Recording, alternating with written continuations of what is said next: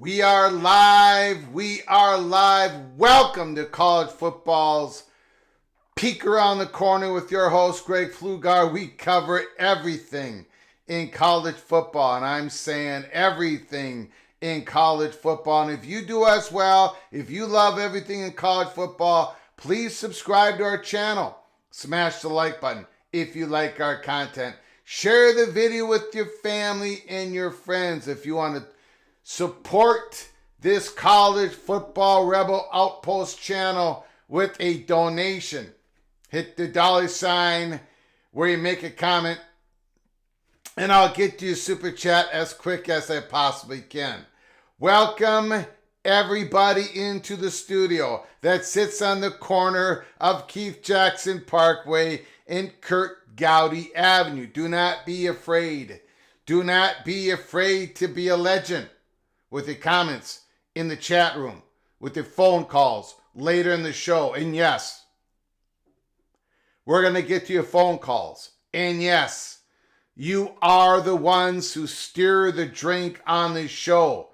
It is the PATC community that drives this show. So yes, we're going to get to your phone calls. Breaking news. Ross Dellinger. We're not going to waste any more time. Sources. ACC exploring new revenue structure to resolve Florida State and Clemson lawsuits.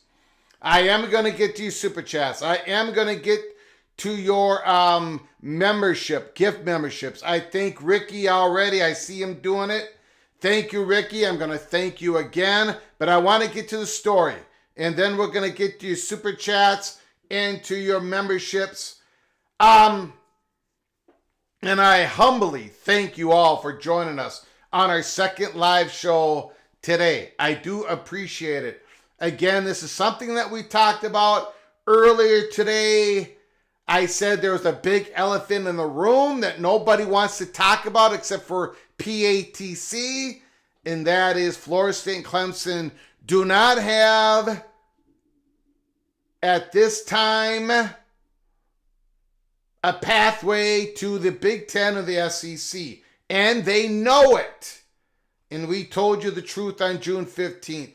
That is the elephant in the room. And I know a lot of people still are not going to talk about it after tonight.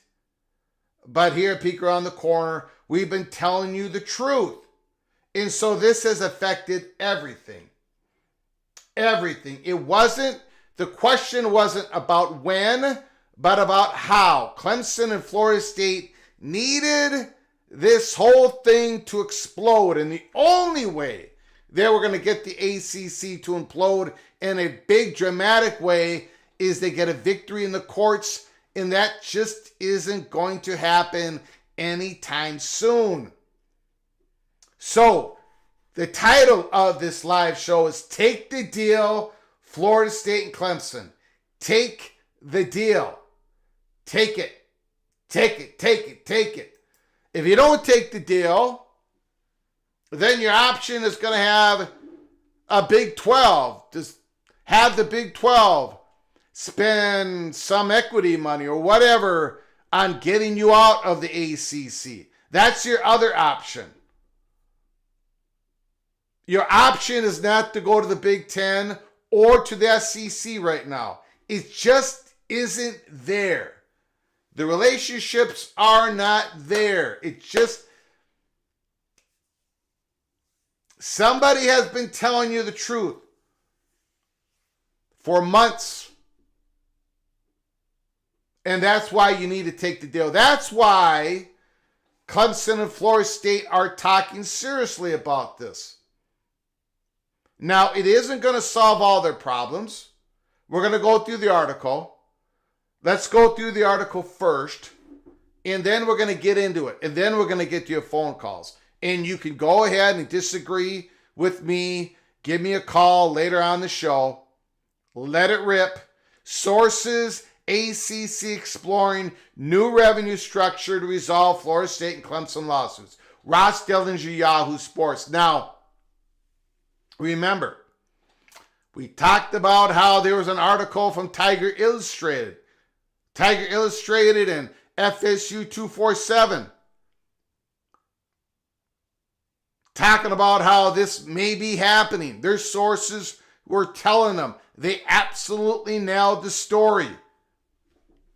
The ACC is exploring a new revenue structure intended to bring an end to the litigation with its two restless members. The conference presidents recently examined a proposal that would distribute revenue differently to league members in a move to provide stability and preserve the membership of Florida State and Clemson. Nothing is imminent.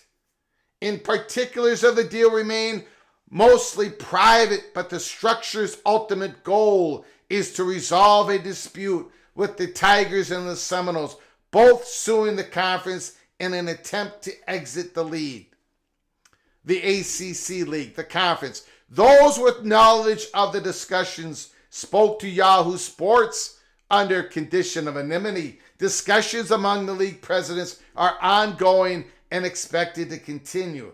Details around the new revenue structure remain murky, but leaders have reviewed a plan to create a separate pot of revenue to be divided based on media value metrics. Now, that is, it's going to be troublesome. And we'll get into it. I mean, again, this is not going to solve the issues that Clemson and Florida State have, North Carolina and Miami have. The ACC schools that want to be able to compete at the highest level of collegiate athletics, it's not going to really it's going to only close the gap a little bit. And media value metrics, well, sure. We know that Clemson and Florida State have with the two biggest football brands in the ACC. They're one of the two biggest football brands in all of college football. But when you're talking about media value metrics, how much are you including viewership in that? Well, if you are, then the viewership numbers are highly dependent on where you, what platform you are placed on. If you are a school continually placed on ABC or for the ACC, it's ESPN over ESPN Plus, ACC, whatever, you're going to get higher viewership. Now, Florida State and Clemson, with everything being even, they're going to get the highest viewership numbers.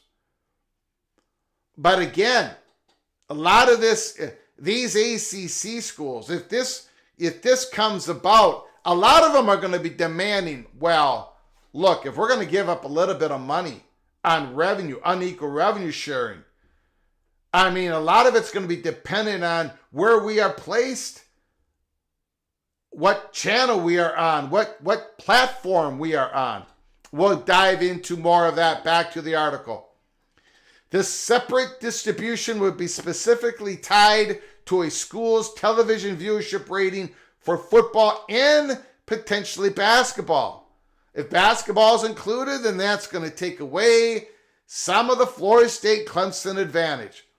But again, at the end of the day, I think they need to take the deal, and we'll get more into that.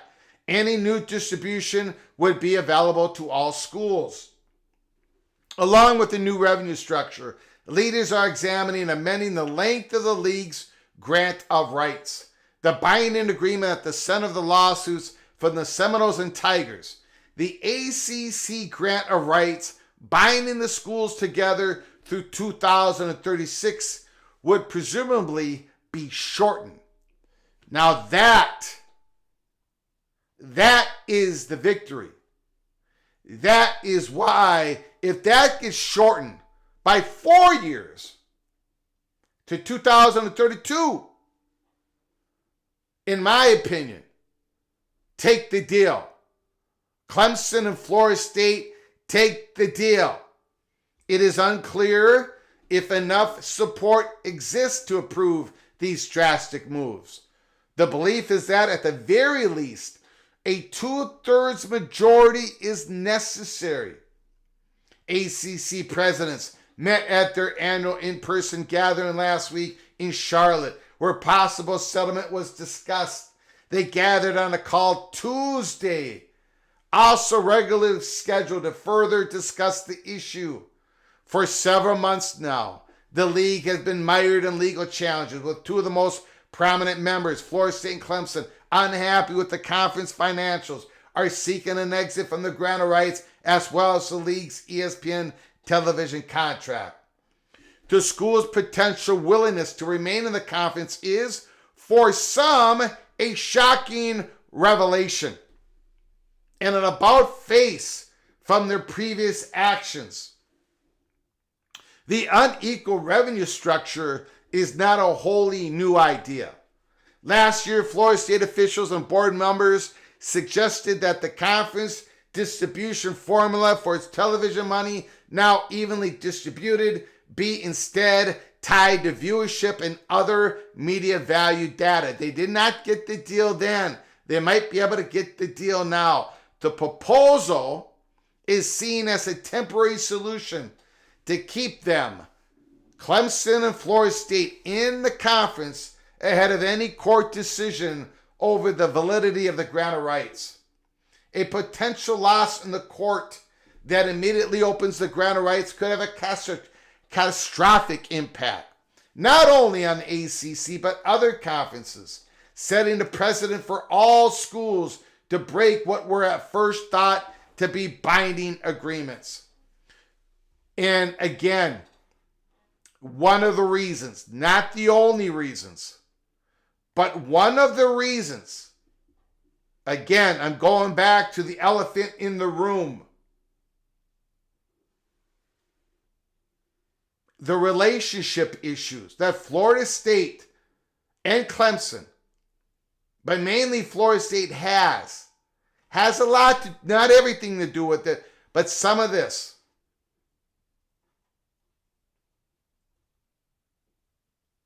Some of this right here, setting a precedent for all schools to break. The Big Ten, the SEC, most of those schools in those two conferences are like, this is not cool with us. We want the genie to stay in the bottle. This is why right now Florida State and Clemson would not have the votes to get to the SEC, to get to the Big Ten. One of the reasons, not the only reason. That's the problem with Florida State and Clemson's situation tonight. The reporters were correct in their reporting. And so is PATC when we put it out there first on June 15th. The proposal comes after the conference approved earlier this year what it describes as a success initiative, a system that distributes more revenue to teams that excel in football and basketball. The initiative would reward high-performing football programs as much as $25 million if all success benchmarks are met, such as qualifying for a bowl game, finishing inside the top 25, and advancing through college football playoff. The initiative, as well as the new revenue structure, is an attempt for Commissioner Jim Phillips and the league administrators to reward winning in a way that helps close the financial gap between the ACC and the two richest conference, the SEC and the Big Ten. The television contracts provide schools their main source of revenue, at some places responsible for 1/3 of the athletic department's budget. It is the driving force for most of the recent wave of conference realignment. Schools are just forgetting about the rivalries, forgetting about the geographic footprints. It's all about shift to leagues with TV deals that pay out more money. More money doesn't always lead to more success. There is a correlation between success and resources, administrators say.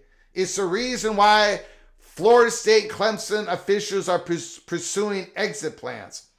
It is why Oklahoma and Texas called sinking the SEC. It is why USC called the Big Ten. The league has been working towards keeping the two schools in the league. Those at Clemson and Florida State have felt that if they are legally unhinged from the ACC grant of rights, there will be takers. That was incorrect. That was incorrect. That was the biggest issue, the biggest miscalculation. A lot of people figured they wouldn't be doing this unless they had an agreement, a handshake, an invitation. We at Peek Around the Corner told you none of that could possibly be true, and it wasn't true. Ross Dellinger, but it is unlikely that any SEC or the Big Ten school would agree to accept a reduction in their TV distribution to add any school. For the SEC, that is especially so given its footprint. The league already owns a foothold in South Carolina and in Florida. And in order for the Big Ten and the SEC to expand, they likely need more money from their television partners. A lot more money. ESPN is squarely in the middle of the situation. Though the standard belief is that the contract extends to 2036, that's not actually true. The deal ends in 2027.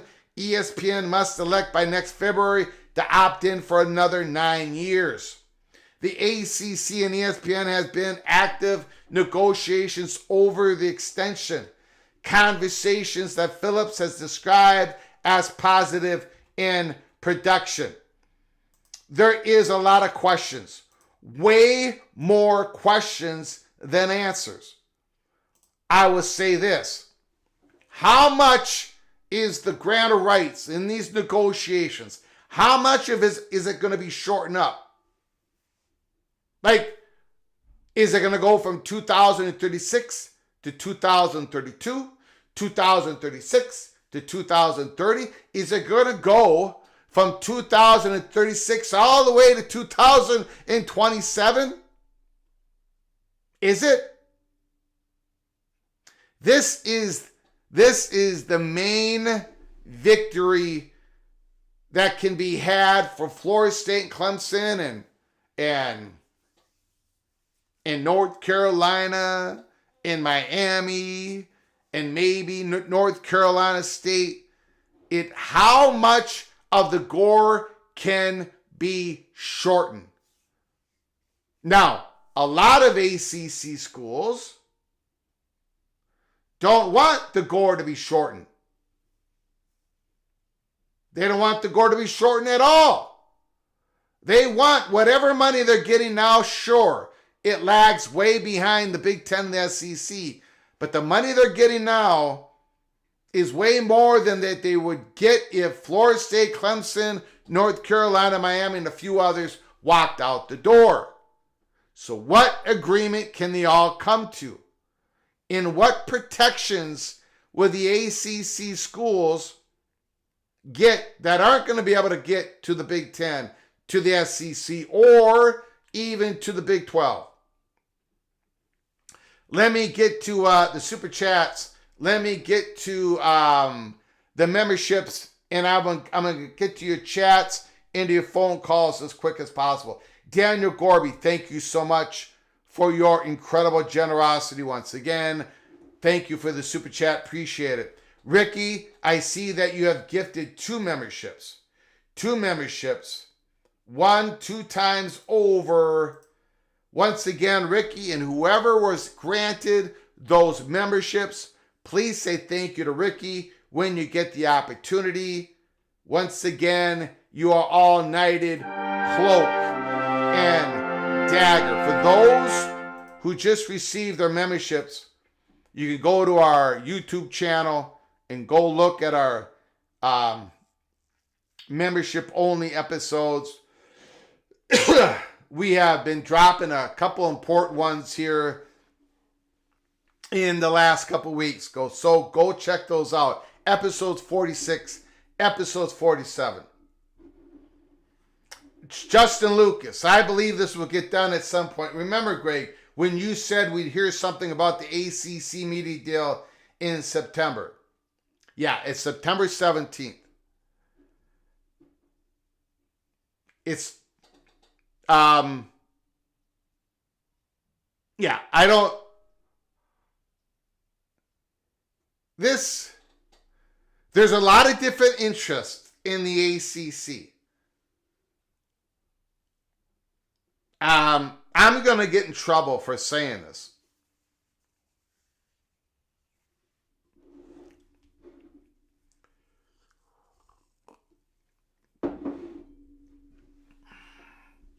I've gotten in trouble for saying this. I'm going to keep getting in trouble for saying this.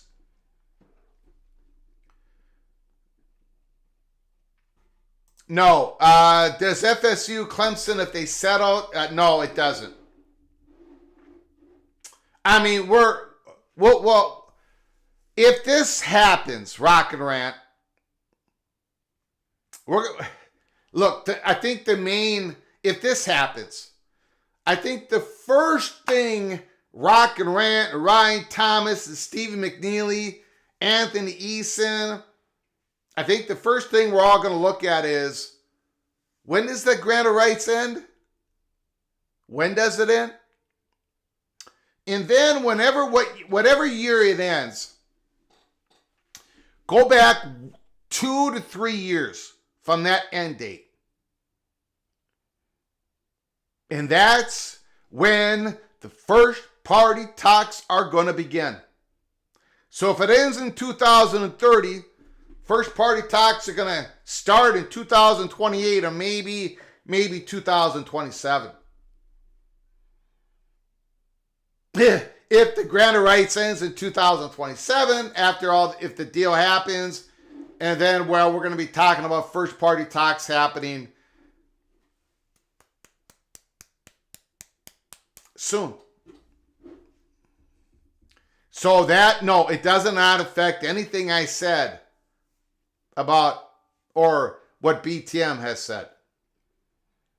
But we're going to have to take a look at the grant of rights, right? If the deal happens, and here's another thing. I think the deal has to happen.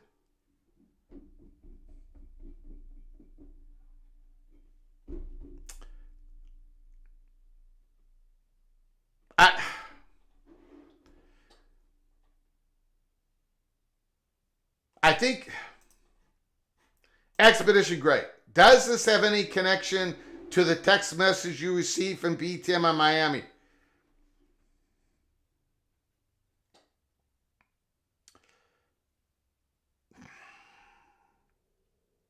Thank you for the super chat, Expedition Great. Here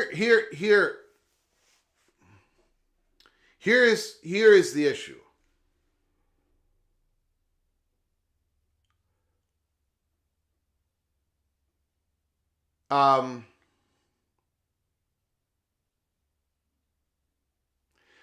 Clemson and Florida State found out. They found out before we had the June 15th live show, when we said Tony Petitti and Greg Sankey have left the Holy Smokes Theater. There's a reason we did that live show. There's a reason I got raked over the coals for months. There's a reason why Brett McMurphy put out the article he did. There's a reason why Ross Dellinger said what he said. It was all bloody true. And these Florida State, Clemson had third-party talks with the Big 12. Because they were looking for other options. Because the door was closed for now on getting into the Big 10 and the SEC. Because they're not interested. It doesn't mean that Florida State doesn't have great value. They do. Clemson has great value. They do. But both of those conferences are looking at other things. And Florida State just doesn't have those relationships built. Presidents were scared. There's a certain person who, in the Florida State leadership, that's not Mike Alford, that's not Richard McAuliffe. It's the other guy who, I'm just going to protect myself, allegedly talked way too much. Man, there's a bunch of stuff that I can't get it. I said it at the time. I can only, the relationships are not there. So they know where they stand. It's been clear to them for a while. And that is why Clemson and Florida State are going back to the table. Because we've said this. If they go write a big old check, I mean hundreds and hundreds of $1 million to get out of the conference, now they're the only two that are going to leave. And if they're the only two that are going to leave, they're going to end up as an independent or to the Big 12. And no shot against the Big 12, but that's not what their goal was. Let me be honest. If Florida State had this deal with the Big 10 and Clemson had the deal with the SEC, or if Clemson had a deal with the Big 10, let's just stick with Florida State. Let's make it simple.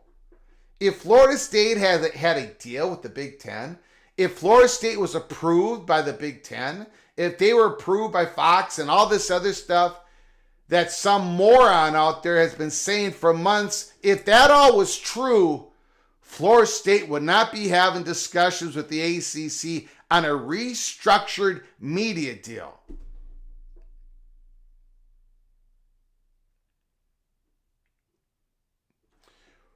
When Brett McMurphy's article was released, and I told you all that he was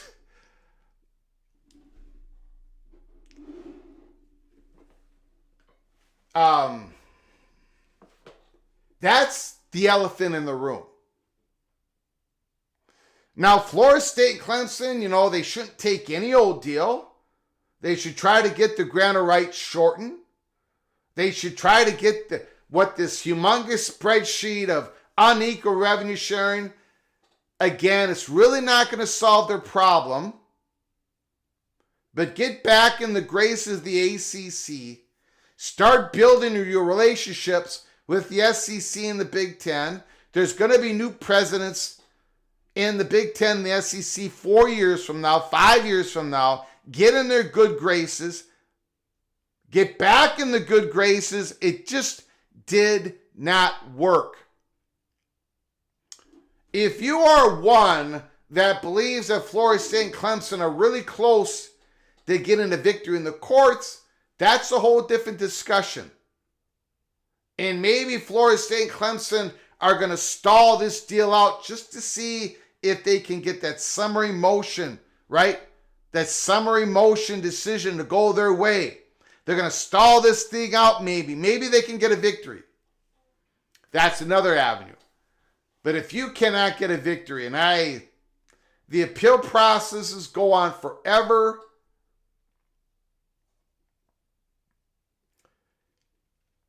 The Florida State money perch looks like he finally got something wrong.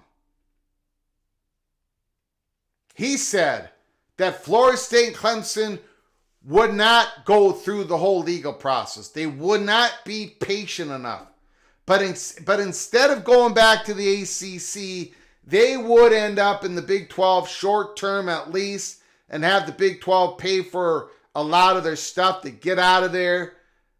He said this would not go all the way to the end of the court. But he thought they would not go back to the ACC. I think he's going to end up being wrong. He got some of it right.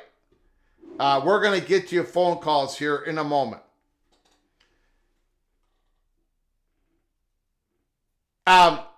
In regards to, is it going to be just more unequal revenue sharing?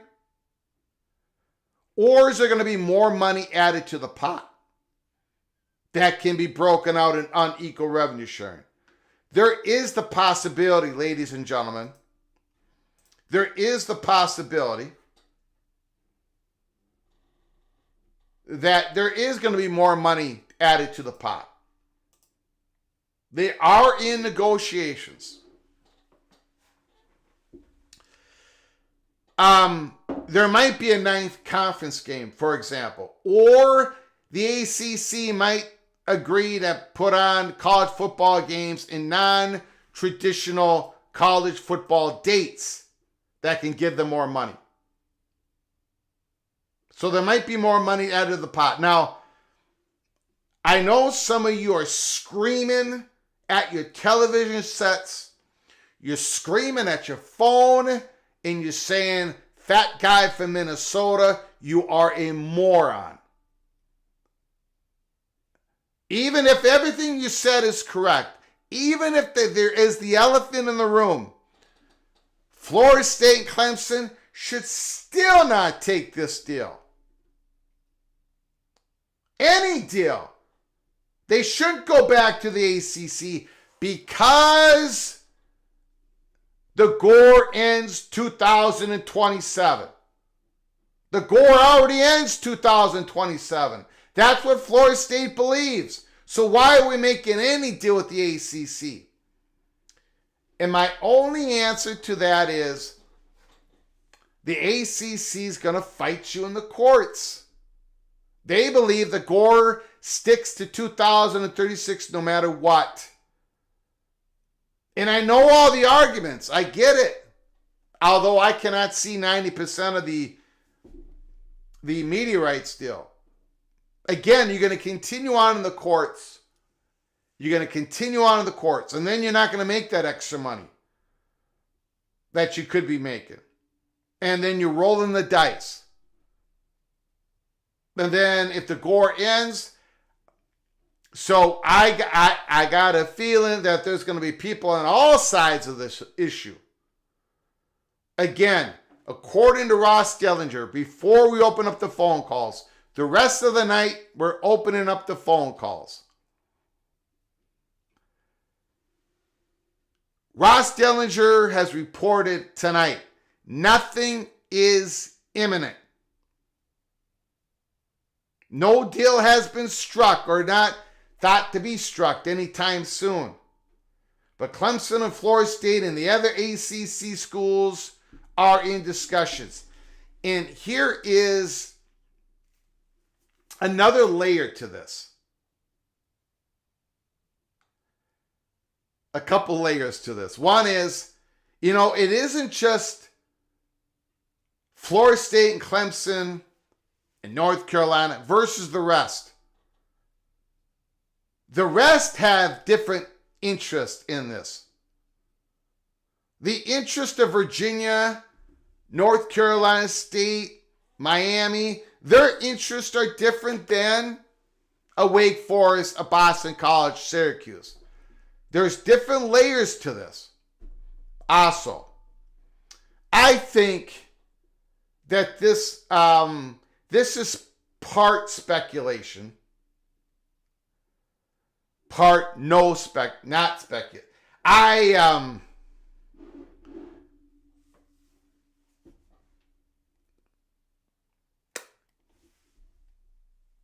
This is one of the reasons why it was told to us a half an hour before we came on live early in the day. And we told everybody to keep their head on a swivel, and we might be coming on live tonight. We were told that things were moving faster on the Pac-2 sides of the Pac-12. And it's because of the ACC. Like,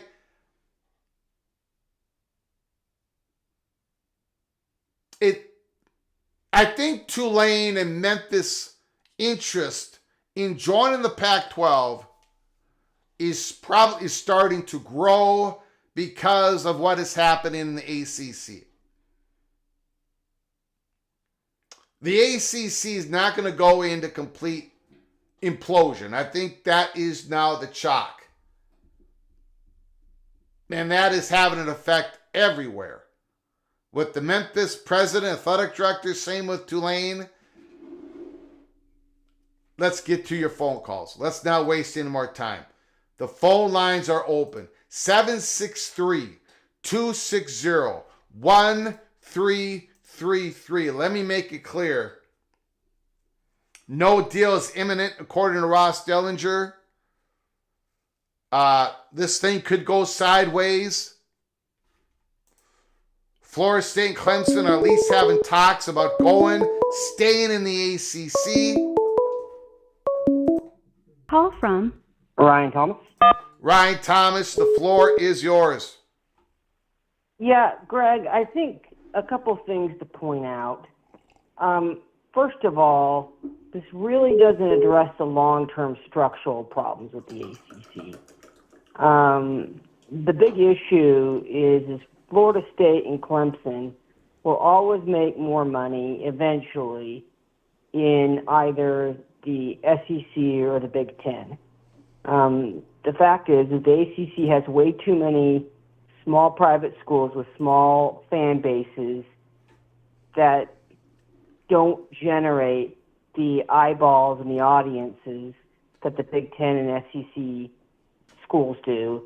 And there will always be a ceiling towards the ACC's overall earnings potential. compared to what they could get in the Big Ten or SEC later down the road. And we all know that there are schools that in the ACC, there are schools that the Big Ten and the SEC wants, like North Carolina and perhaps Miami, if you're from the Big Ten's perspective, and Notre Dame and so forth. And I think overall, what I find funny is how is this a win for Wake Forest and Boston College and Pitt to take less money and have the gore shortened? It's not. It's a hedge. It's not a win, but it's a hedge. Yeah, but the issue is a smarter bet is to settle with Clemson and FSU now and get the money they can now and go on rebuilding. It's like I see this happen. USC played the PAC like this. Texas and Oklahoma and Nebraska and A&M played the Big 12 like this. And it's the same story. But here's the problem. The problem with that, Ryan, is Florida State and Clemson are not going to write those big checks. The reason why they're not going to write those big checks because they know that they're not going into the Big Ten, the SEC. So those big checks are not coming. Yep, but honestly, settling for $140 million, not a bad idea, and they probably would write those checks. No, because if it's a settlement for $140 million, then other schools are going to leave, and it doesn't work out for Wake Forest and Boston College either. The only way it'll work out for those schools on a settlement deal if someone was willing to write those big checks, some of those schools left. But the elephant in the room, Clemson and Florida State do not have a home in the Big Ten and the SEC if they write those massive checks. So that has changed everything. Yeah, the problem where I disagree with you on that is UNC and Miami and others are still moving pieces. And that just because Florida State and Clemson aren't number 1 and 2, or 3 for that matter, doesn't mean that they don't have a home. Things can move pretty quickly. And, we could be back to square one in February where we all thought that FSU and Miami were the money clear back in February. This has changed dramatically all throughout the year. So, I'm just skeptical over all of this. And, yeah, it's a hedge, but at the same time, it's just, we've seen the story the same way all the time, and sure, you get another 4 or 5 years, but you're going to be left at the altar. So I don't really see what's going on with this. Sometimes it's just better to kind of move forward and force the Big Ten and the SEC to act, and they do want UNC in the connective tissue and UNC and UVA. So the SEC needs to have some football value adds to make that work. So, there might be a place after all. But I just kind of, I look at this and I have to wonder, if it is significantly more money, if there's a new media partner brought in, Greg, which I doubt. There would have to be a new Gore if there was. And at that point, why would you agree to any of this if you were Clemson and FSU? So, I think, it's not going to be that much more money. And, ultimately you're falling behind and you're making, you're getting, they're projected to get, $55 million or so. So now you're going to taking $40 million distribution. So Clemson and FSU can get $70 million. Fine, good for you. But you're falling behind, and when everything ends and everyone leaves you at the altar later on, you're not in a great position. But whatever, seen this movie before. It's going to end the same way. It's like a slasher movie. We all know what's going to happen. All right, man. All right, take care, Greg. Appreciate it, sir. Preston from Greensboro asks a UNC fan who wants out of the ACC. I had mixed emotions about this. Need the Gore shortened big time? That's the question, isn't it? That is the big question. That's really the only question that I would have in negotiations here. Call from BJ. BJ, can you hold on for a moment, please? Yes, sir. Appreciate your phone call. I got to get caught up here. Preston from Greensboro, thank you so much for your generosity. Thank you for so much for your super chat. Appreciate it. Other comments, I just want to get to a couple of them. Eli Gabalus, oh geez, don't start sounding like Monty the Whale. I'm nothing like Monty. Absolutely nothing like Monty. We actually have a great track record here, and we'll take an L when we get the smallest details incorrect. And we have been nothing like Monty. First of all, I am not going to rip on Florida State. Florida State has an incredible value, incredible fan base, an emerging research university, and we have said they're going to get to where they need to go in the years ahead. But we've also been truthful. We've also been giving you the real deal Holyfield. Petiti and Sankey walked out of the Holy Smokes Theater. We reported that on June 15th, a month, 5-6 weeks before all these other national reporters came out, because that was the chatter behind the curtain. And we told you that was going to be coming out. And then it did.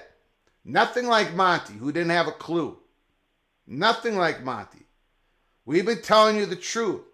I've had people at War Chant getting a hold of me left and right saying, Greg, can you please tamp down all this bull crap that's been going on, that people have been leading the whole fan base on? And I said, I'll do the best I can. I gave you the truth when other people were just pumping sunshine into you. Nothing like Monty. Nothing like anybody. Peek around the corner. We stand alone. We've been telling you the truth. That is not a rippage on Florida State. They're one of the top brands in the country.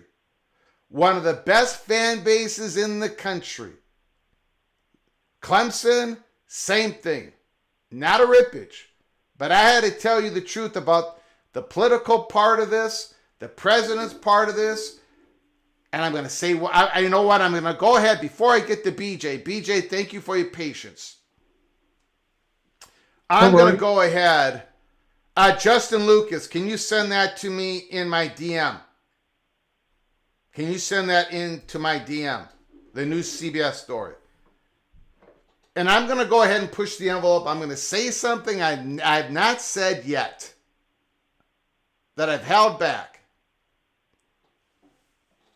The reason why, even how great Florida State is and Clemson, and they are, but the reason why we knew on June 15th, even though I knew I was going to get raked over the coals by hundreds, if not thousands, the reason we knew we were telling you the truth, because we knew where the information was coming from. And the information was coming from dead straight the legal counsel of the Big Ten and the SEC. Period. End of story. And guess what? Guess what? That's where the reporters were getting it. And Clemson and Florida State has known this. And I'm going to push the envelope even a little bit further. I'm going to go all the way here.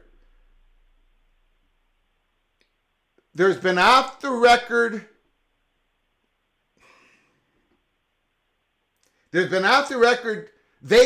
Florida State and Clemson absolutely know where they stand. They're of great value. But it's not the time, for a whole series of reasons. And now they have reevaluated. Now they're in talks. And the deal might be good enough for them to take. It might not be. I think they should take the deal. But again, if they can get this gore shortened any amount of time, it's a sort of a victory. It ain't the victory that they wanted, but it's still a victory. Anyways, BJ, the floor is yours. I apologize. Thank you so much, sir. Oh, no worries, Greg. As always, thanks for allowing me to speak on your platform. I'll try to keep this as short and sweet and as possible. So a couple of things I want to mention. The article, I read the article. One of the most important things of the article that I saw was it was initiated by the ACC, right? The ACC want to, revamp the revenue. Now, these are facts. People in the comment section are getting their feelings because they look at how they want it to happen and they just overview the facts, right? Yep. The facts are that ACC is pushing for a revenue structure change, which means they crunched their numbers and they did everything they had to do, and they said, hey, Florida State and Clemson are value add. We have to do everything we can to keep them, right? So I think the leverage kind of shifts to the Clemson and Florida State, in my opinion. Another fact: 2 years ago, Michael Alford, FSU's AD, had a spring at the ACC spring meetings, had a blow up, and they offered something similar to the ACC. Hey, we need to have a separate pot of money for media value. It was shot down resoundingly by the rest of the ACC, right? So for this bastardization of the same deal to be on the table 2 years later, I'm curious to see have the opinions of the other ACC presidents changed because of the lawsuits are real, right? That's fact number two. Fact number three is if you stroll back a year ago, the president, the AD, the board, Drew Rutherford and the board all mentioned that they were seeking more money. Point blank period, they wanted more money. And that was their goal. Their motivation for suing the ACC was more money. I think from the FSU standpoint, if their goal is to get more money, and they get more money from whoever, I think it's a win. I think them exposing the gore and the media deal forced ESPN and the ACC to counterattack, and this is or to offer something. And I think this is what it is, and I think this is the offer. And lastly, the article mentioned that ESPN was firmly in the middle of these negotiations, right? Jim Phillips a couple months ago mentioned that he was working on something for ESPN. I don't know whether this is what he was working on, but he mentioned it. And I'll just say this, and I think they mentioned it was new money. ESPN would be smart to offer Clemson and Florida State more money because I think, in my opinion, if it continues in the court, I think the ACC and ESPN kind of know that they're going to lose something because of the ACC and ESPN firmly thought they were going to win. Why would they be offering more money to the ACC? Why would ESPN be offering more money to the ACC? Why would the ACC be offering a different revenue structure? So I think this, for me, communicates that the ACC kind of realized that they could lose this in the courts.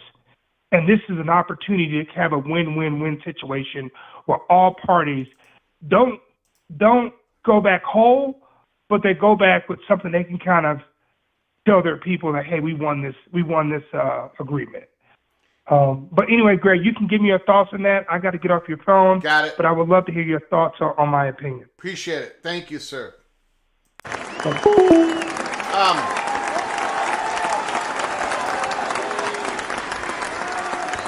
Before I do that, I have to say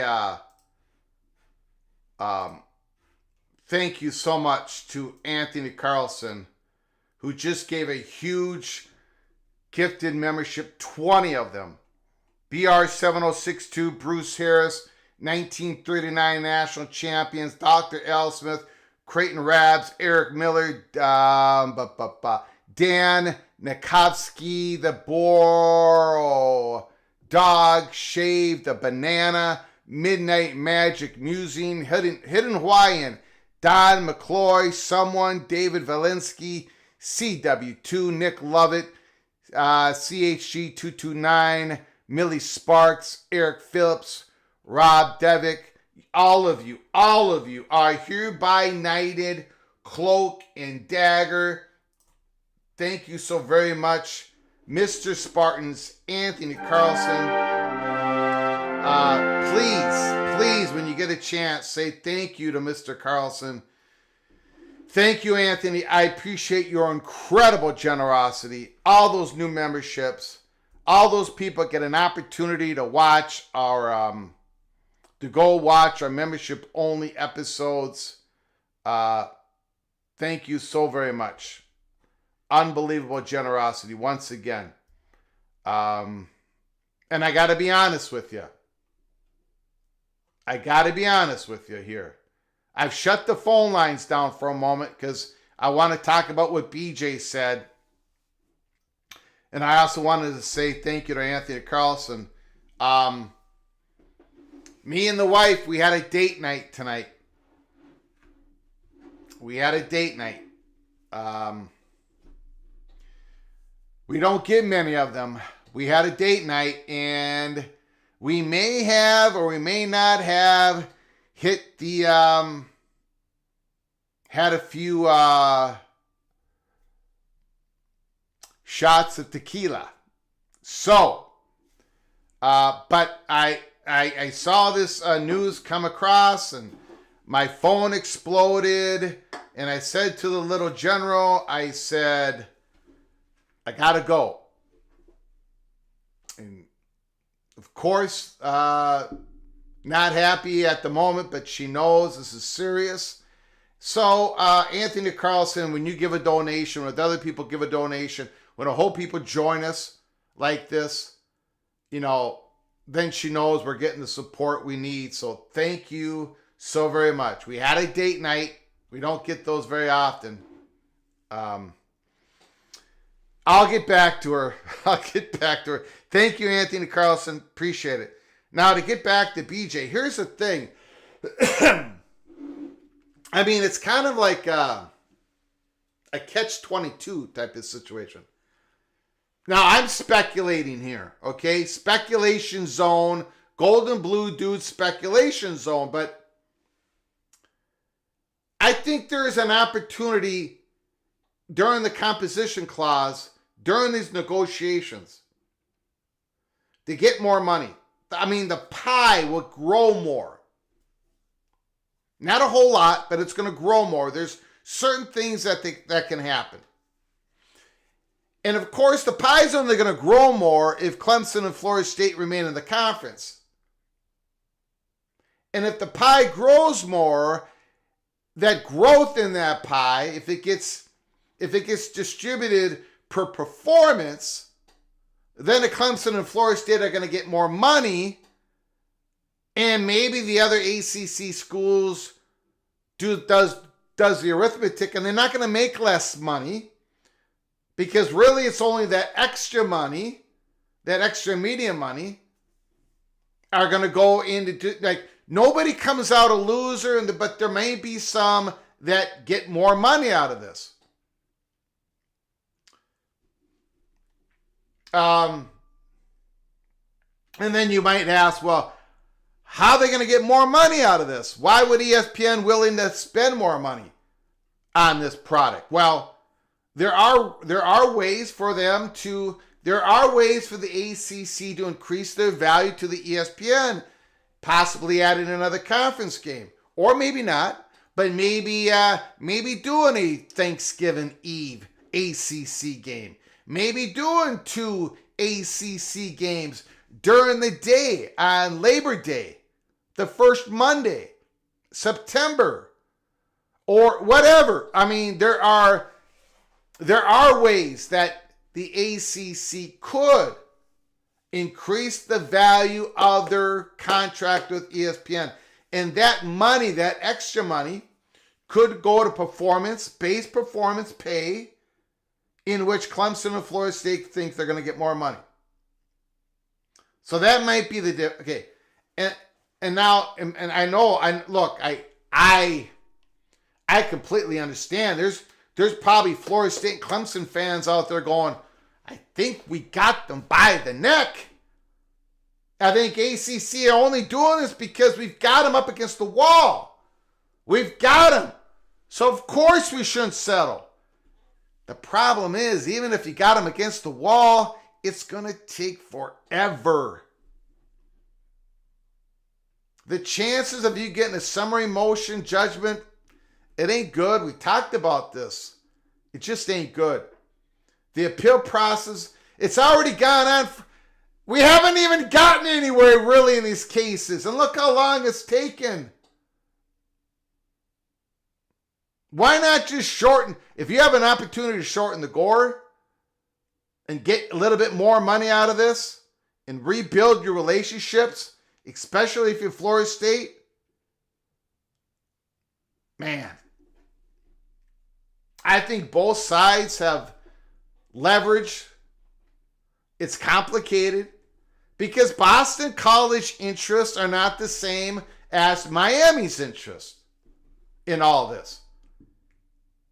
So it's a complicated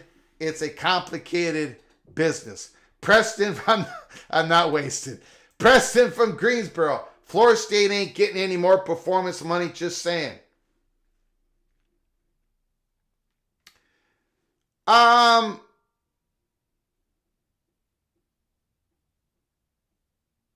Well, I think they would.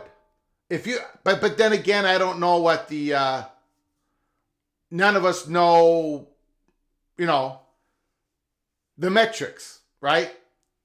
But if they include basketball, you see, if you include enough metrics, it's all going to get sort of even out anyways. And that's another problem. Unequal revenue sharing doesn't really solve anything. But the shortening of the gore, if that can get in there, if that can get in the deal, that is something that Florida State and Clemson are probably demanding. Devil Frog, can we agree that unequal revenue sharing structures are nothing more than poison pills for the conference? I think a lot of us would agree. The phone lines are back open. Greg, I'm a tequila guy also. What's your brand of choice? It's not my brand of choice. It's the wife's brand of choice. 1800. This time it was Blanco. White. 1800.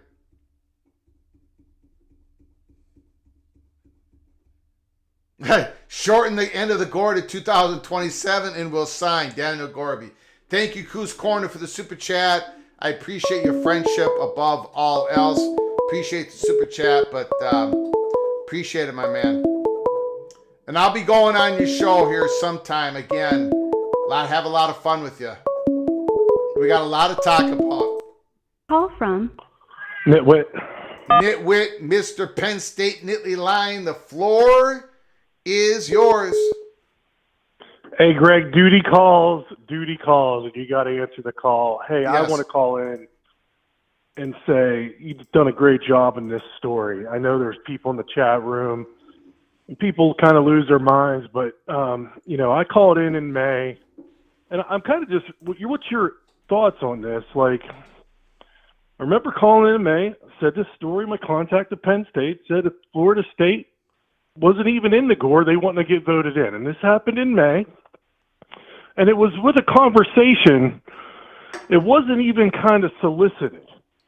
Like, it was just told to me. Did you ever have a conversation like that with a contact? Like, Always. Where did this come from? Always. Yep. It led me to believe that I think the Big Ten's kind of getting frustrated with this Florida State to the Big Ten kind of thing.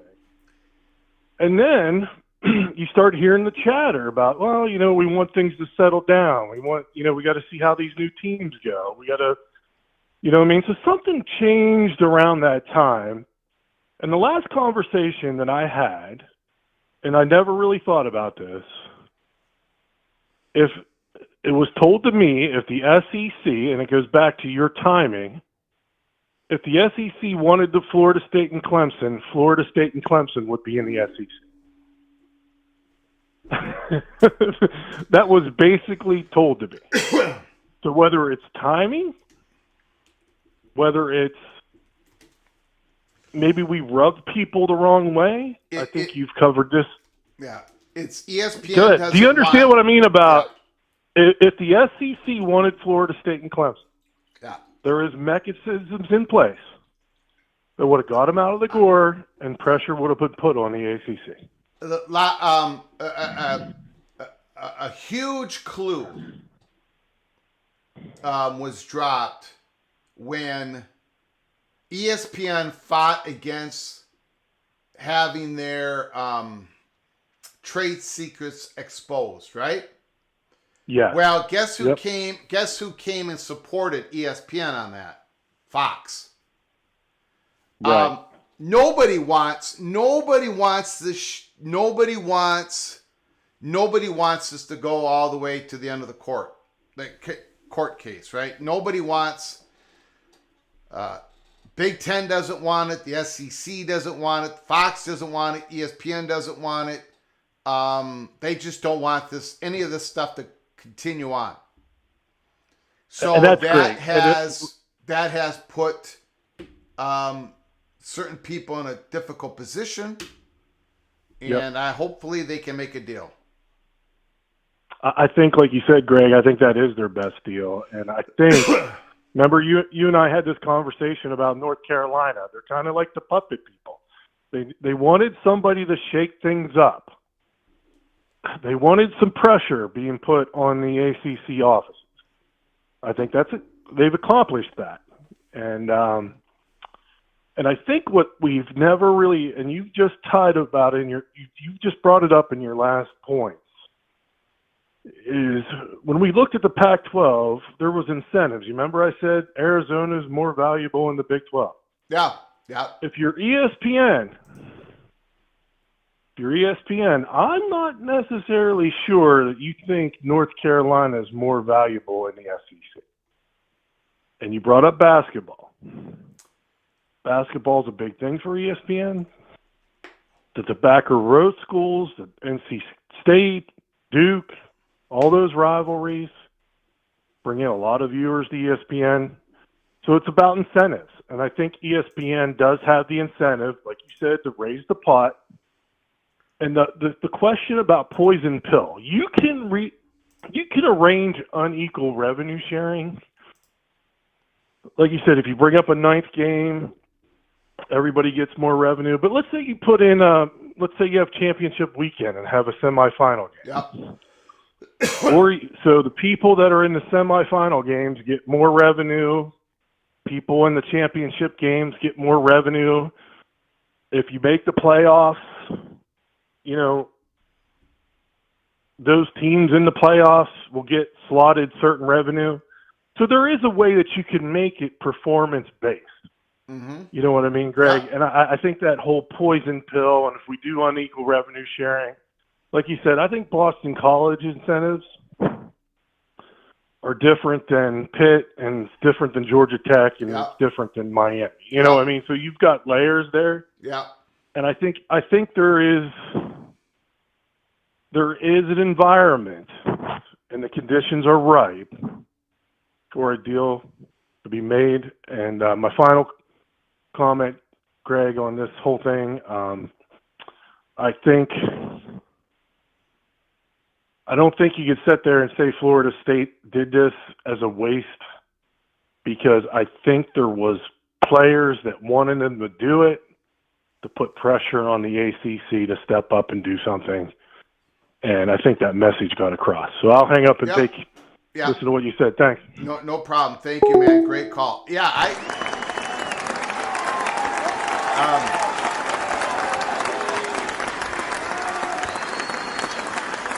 I mean, it's very hard. It's difficult to calculate the cost and benefit of doing this.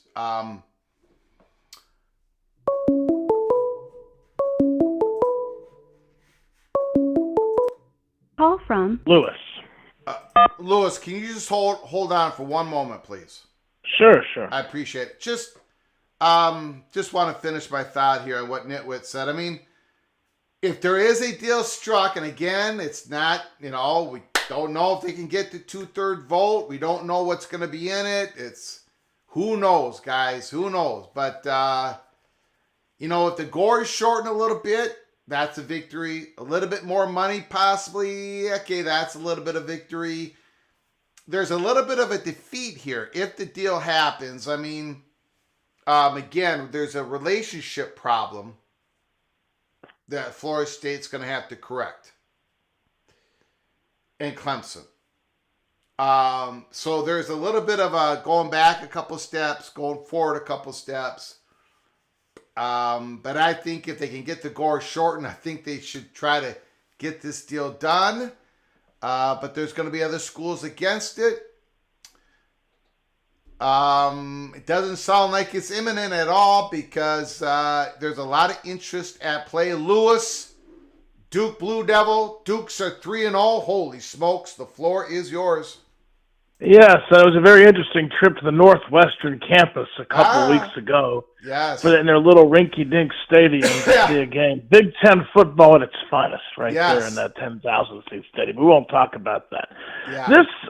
This is very interesting, but there's a historical precedent for what's going to happen. I believe they will make a deal because it's too much of a pox on the ACC to have this ongoing litigation uncertainty. And the legal process will take years. It'll take 8 or 9 years to resolve this all the way through the appeals process. So a deal will be made. And, yes, the door is closed right now in the SEC and the Big Ten, and for good reason. The Big Ten now has multiple marquee matchups with Washington and Oregon in the league and the West Coast schools. And the schools, they don't need to add any more schools at this point. They need to get footing with what they have. And the SEC is sitting there with 16 schools, 8 of which have won national championships in the last 30 years or so. Yeah. And so they had 8 more, like Texas A&M, where Mike Elko went. They're at best the 9th best program in that league. That's how tough that league is. Yeah, and if they're going to expand, Lewis, let's just be honest. If they're going to expand, it's about expanding the footprint. It's about getting into new states. It's about attracting new students. And unfortunately for Florida State and Clemson, they don't do that for the SEC. No, it doesn't make any sense to add them. The SEC is fine, adding Texas and Oklahoma. But here's the thing. Yeah. Is for one thing, it's very clear this year with the way the polls, the rankings, everything's going on, no matter who you root for, you better pick somebody of one of the top 10 or 12 programs, elite programs, and root for them if you want to win a national title. Not me, because, I root for Georgia because I have some ties there. I've been going to Georgia games. You got to root for someone if you have some reason to, because otherwise you're never going to. It's not a fair playing field. Georgia, Alabama, and Ohio State are on a different field. And that wasn't the case 25, 30 years ago in college football. 25, 30 years ago, you could have upsets. So I don't think that's good. And I think eventually, like NASCAR used to be really popular with the stands full, and now it's empty. It could end up hurting college football in the long run. But we have this system, and you see it with the media. I mean, ACC is locked in with ESPN. And so what happens every weekend? The SEC gets all of the prime slots, and the ACC gets the sloppy seconds. And if the ACC does get a prime slot, where's that going? It's going to Florida State, and it's going to Clemson. Yeah. So they do this based upon based upon TV ratings.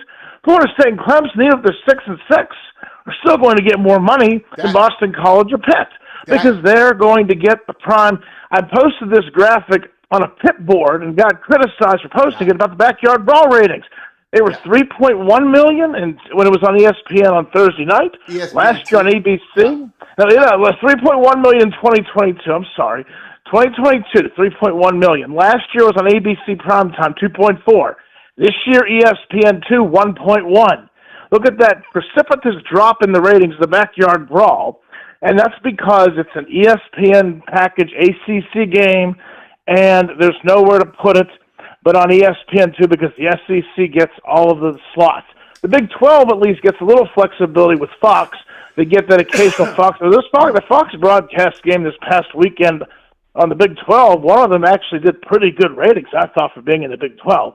They at least have some avenue for some network exposure, but the only teams getting ABC appearances out of the ACC are going to be Clemson and Florida State, even if they're bad, because they still draw the ratings. And so in football, so this happened in the Big East in the 90s into the early 2000s. They started to give the most money to the school that did the best, and that was usually the University of Miami. They dominated the Big East for many years, won national championships in the 90s and into the early 2000s. When they went to the ACC, they fell apart, and it stunk for 20 years. Maybe they're getting better this year, but they moved to the ACC was bad for them. The Big East, they were great. But the reason they left, the reason why Donna Shalala in the early 2000s left the Big East for the ACC was it was too uncertain. They would make more money in the Big East than the ACC at that time if they always won. But if they ever stumbled, they'd make less. And now you have ADs having to do budgets. Remember the Pac-12 last summer talking about the Apple deal and they have to plan their budgets? Well, how do you plan a budget when you don't know exactly how much money you're making? It's based upon performance.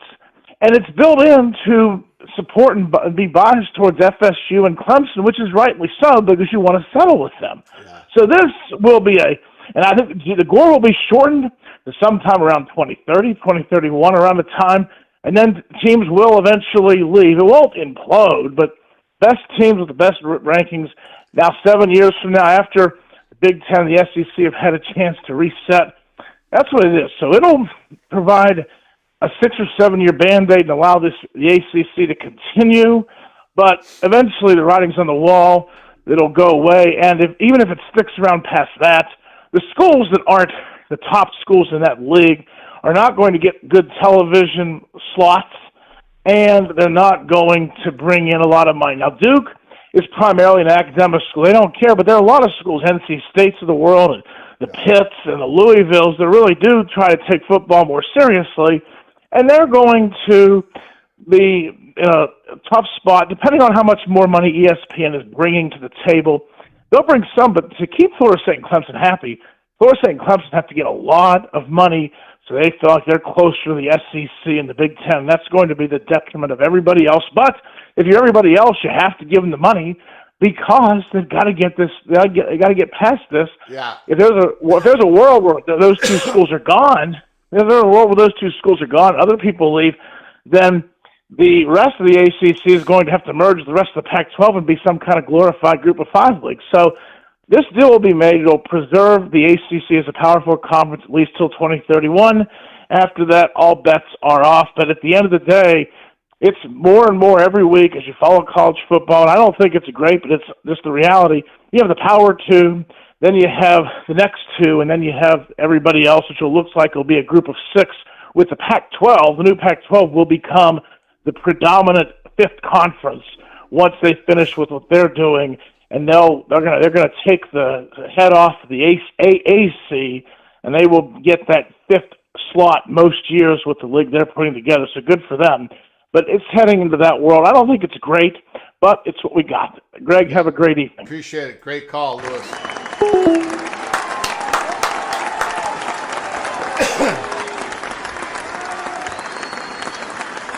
Great call by a legendary caller, Lewis. It drives me absolutely nuts. It drives me absolutely nuts when you got people on X just dissecting every viewership number from every game and saying, oh, look at the big viewership numbers of this game and look at the little small viewership numbers of that game. A lot of that has to do with where the game is slotted. Not all of it, but a lot of it is. And look at the Backyard Brawl numbers. It's lower because they're on ESPN too. And so when you're in a meeting, like I'm just going to take Duke for example. Again, speculation. But if I'm in a meeting with Duke, if I'm Duke and I'm in there with Florida State, Clemson, and I'm in this meeting trying to figure out this unequal revenue sharing to try to in this deal with ESPN, and if I'm Duke, I'm saying, well, okay, you'll get viewership numbers, okay, sure. Whoever has bigger viewership numbers are going to get 6.2% more of the money that's available, whatever. But if I'm Duke, I'm saying, But we get that time slot. We got to have some assurity that we're going to get a decent time slot. Call from JD. JD, can you hold on for a moment? Yes, sir. Appreciate it. I mean, if I'm Duke, I'm going to say, look, if we happen to go 3-0, we're 3-0.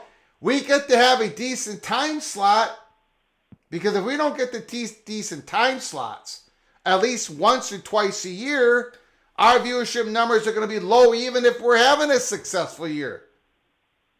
Number one. And number two, if I'm Duke, then if you're Duke, you're going to be saying, okay, if I don't get that, and then we got to add in basketball metrics. And then when you add in basketball metrics, everything else sort of gets evened out again, and it's no benefit to Florida State and Clemson. That's why, to me, the crux of the deal for this to be a benefit to a Clemson and Florida State is all about shortening the gore. That has to be a part of this. Anyways, JD, the floor is yours. Hey, sir, how you doing? Good. I got two questions for you. Okay. How are you taking this news? This potentiality, they're talking. It's not imminent. It doesn't seem to be anywhere close to having a deal. But how are you taking this information? In number two, more holistically, like give us the temperature of the Florida State fan base. Are they hot with this? Are they okay with this? What is the Florida State fan base thinking? Go ahead, sir.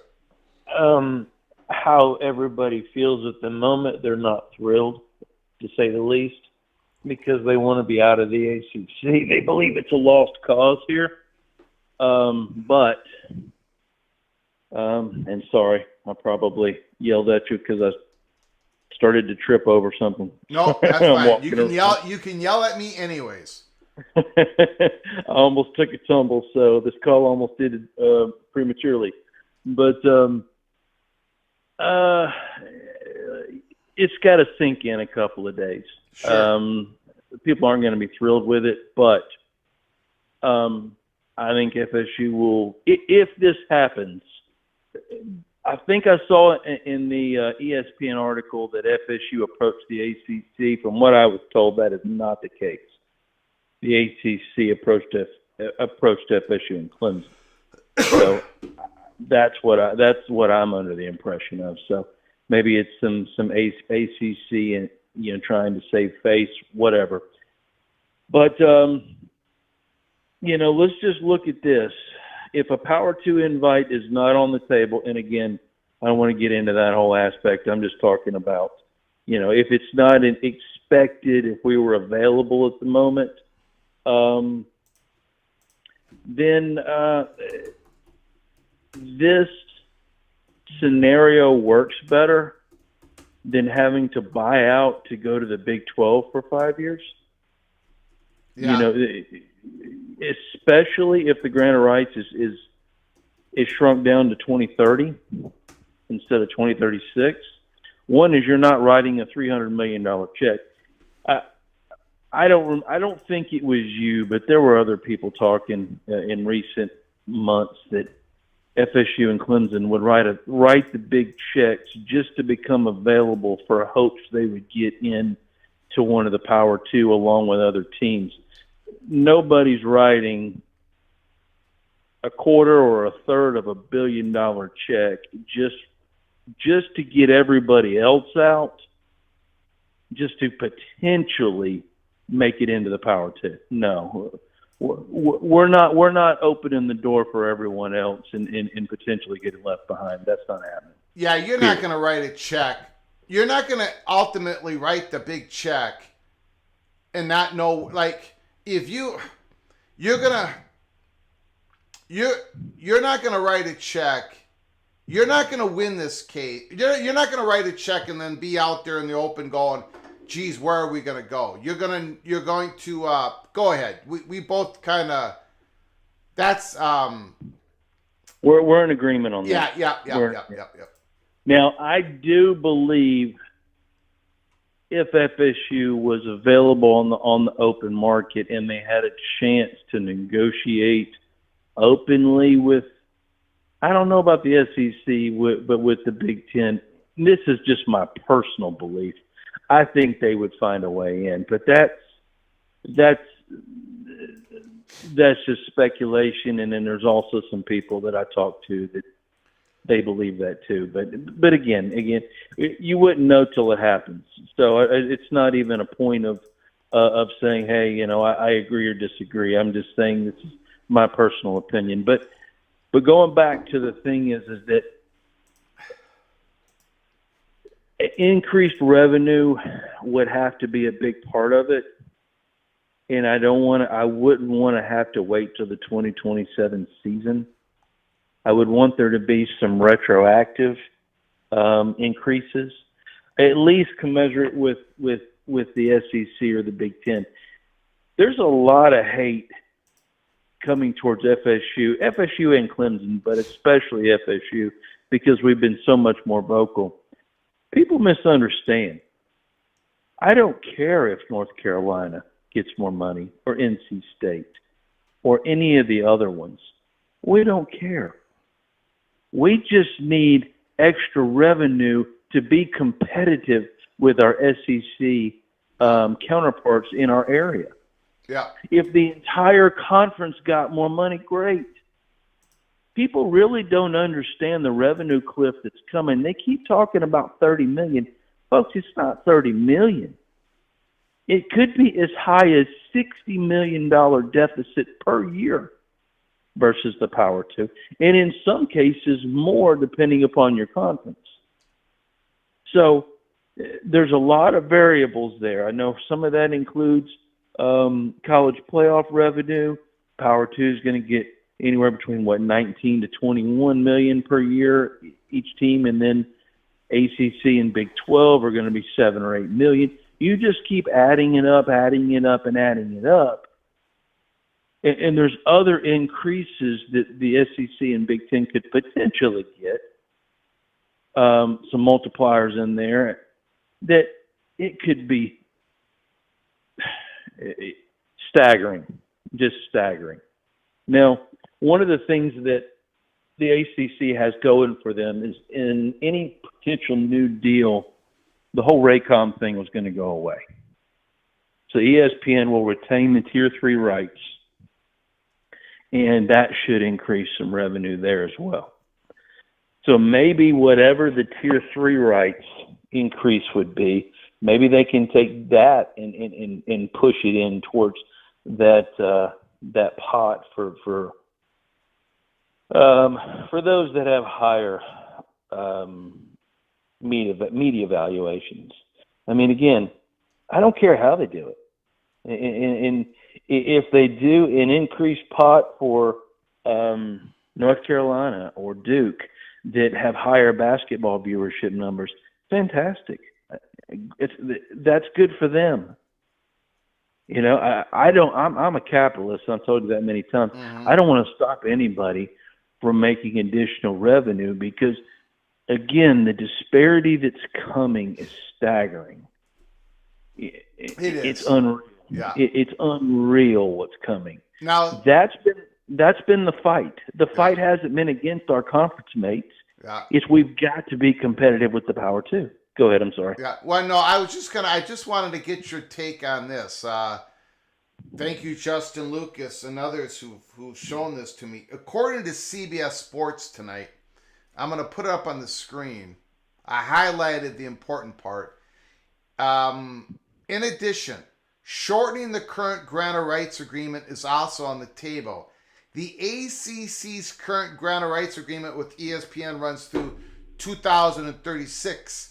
But under the new proposal, it would set to end in 2030. Yes. Would that interest, would that be good enough in your estimation for Florida State and Clemson to agree to this new deal?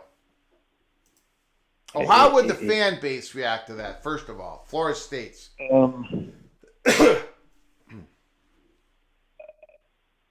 again, they're going to be upset initially because they want it into the Power 2 now.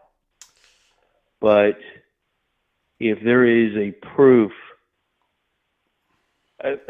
there's another issue, and you and I believe Lewis touched on it earlier. It's availability for primetime slots. And if ESPN creates certain slots, like I know the SEC and ABC, that's a contractual deal. If ESPN can work out more ACC and SEC matchups, if they can get some of their ACC teams in better time slots, and I also think the ACC. I mean, if this deal goes till 2030, and the conference stays intact, it's not out of the question that it can't go past that if other ACC members start investing in football. And I mean, you really got to invest in football, not just have a nice stadium. You've got to invest in the recruiting. You've got to invest in these other things. And the problem is the recruits now, they primarily want to go to the SEC and the Big Ten. But if the ACC can really invest in at least its top half, maybe even get an additional network partner. I know ESPN's not going to necessarily go for that, but you've got to get more primetime slots. You've got to grow your conference and grow your brands. That's what's got us in this place to start with. FSU, again, now we're having a terrible year this year, so our viewership numbers will be down some. But last year we were getting back to around what we would normally be, which would be between, I think we were nearly 5 million viewers per year. Some of the viewership numbers were low because they didn't count the CW game. They don't count the ACC network games and the Nielsen ratings and so on. So some of that was a little lower. But again, there's other people that hate the ACC. I hate the ACC for what's been done to us because I know a lot of things. And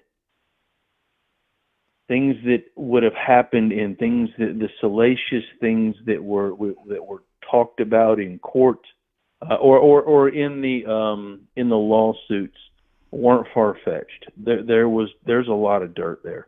There's a lot of dirt. And if it had all gone out into court, would it have hurt FSU reputationally for having to do it or having to bring it into court? Yes. Do I believe they had a legal leg to stand on? I absolutely do. Am I glad that stuff's going to go away? Yes, I am. Because the collateral damage is pretty steep. But they had to get people's attention, and I understand. But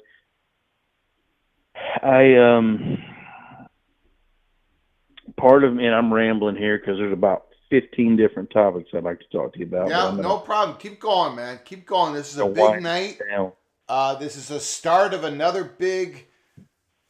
When we started this, JD, we said this was going to be a long and winding story. It's going to be a roller coaster. It's going to be like no other that we've gone through.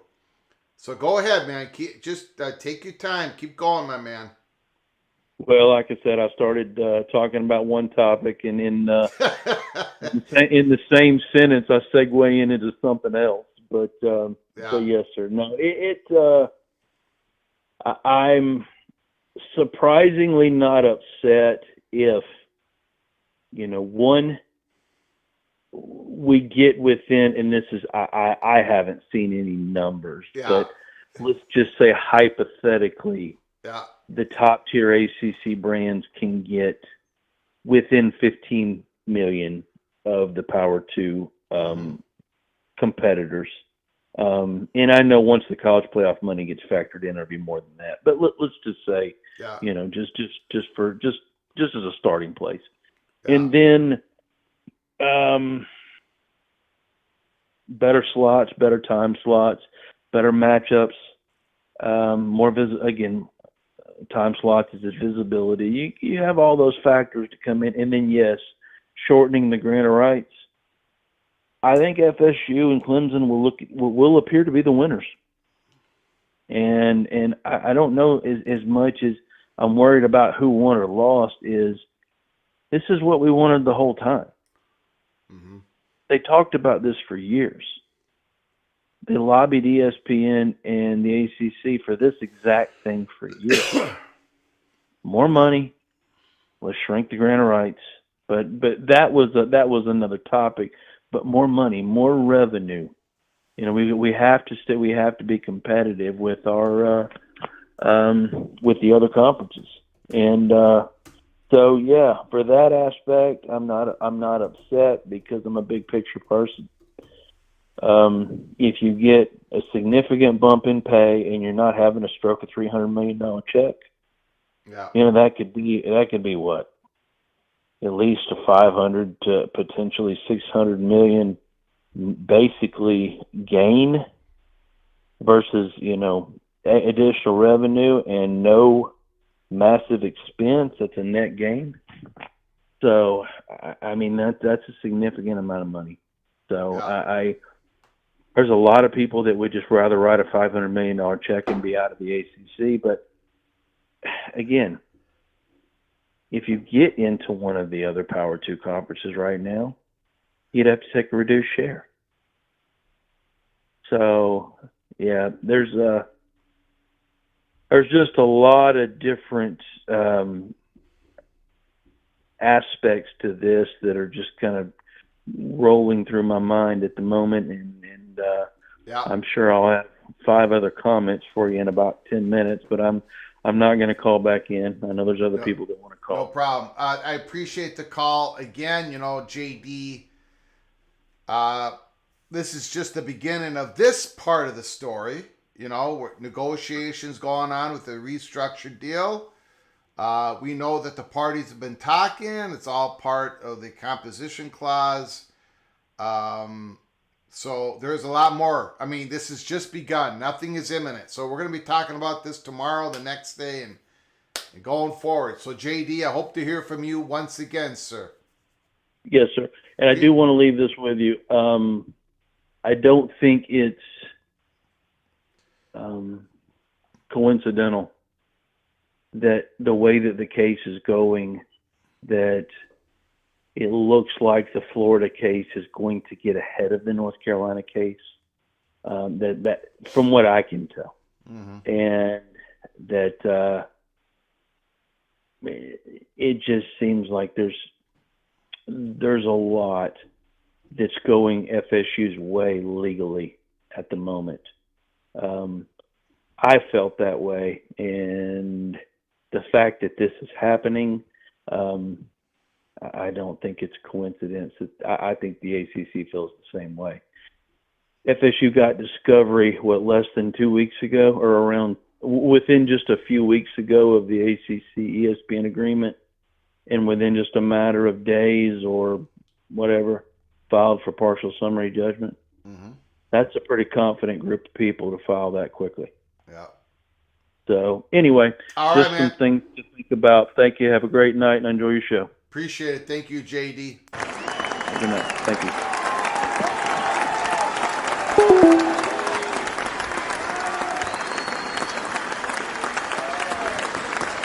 Phone lines are open. So,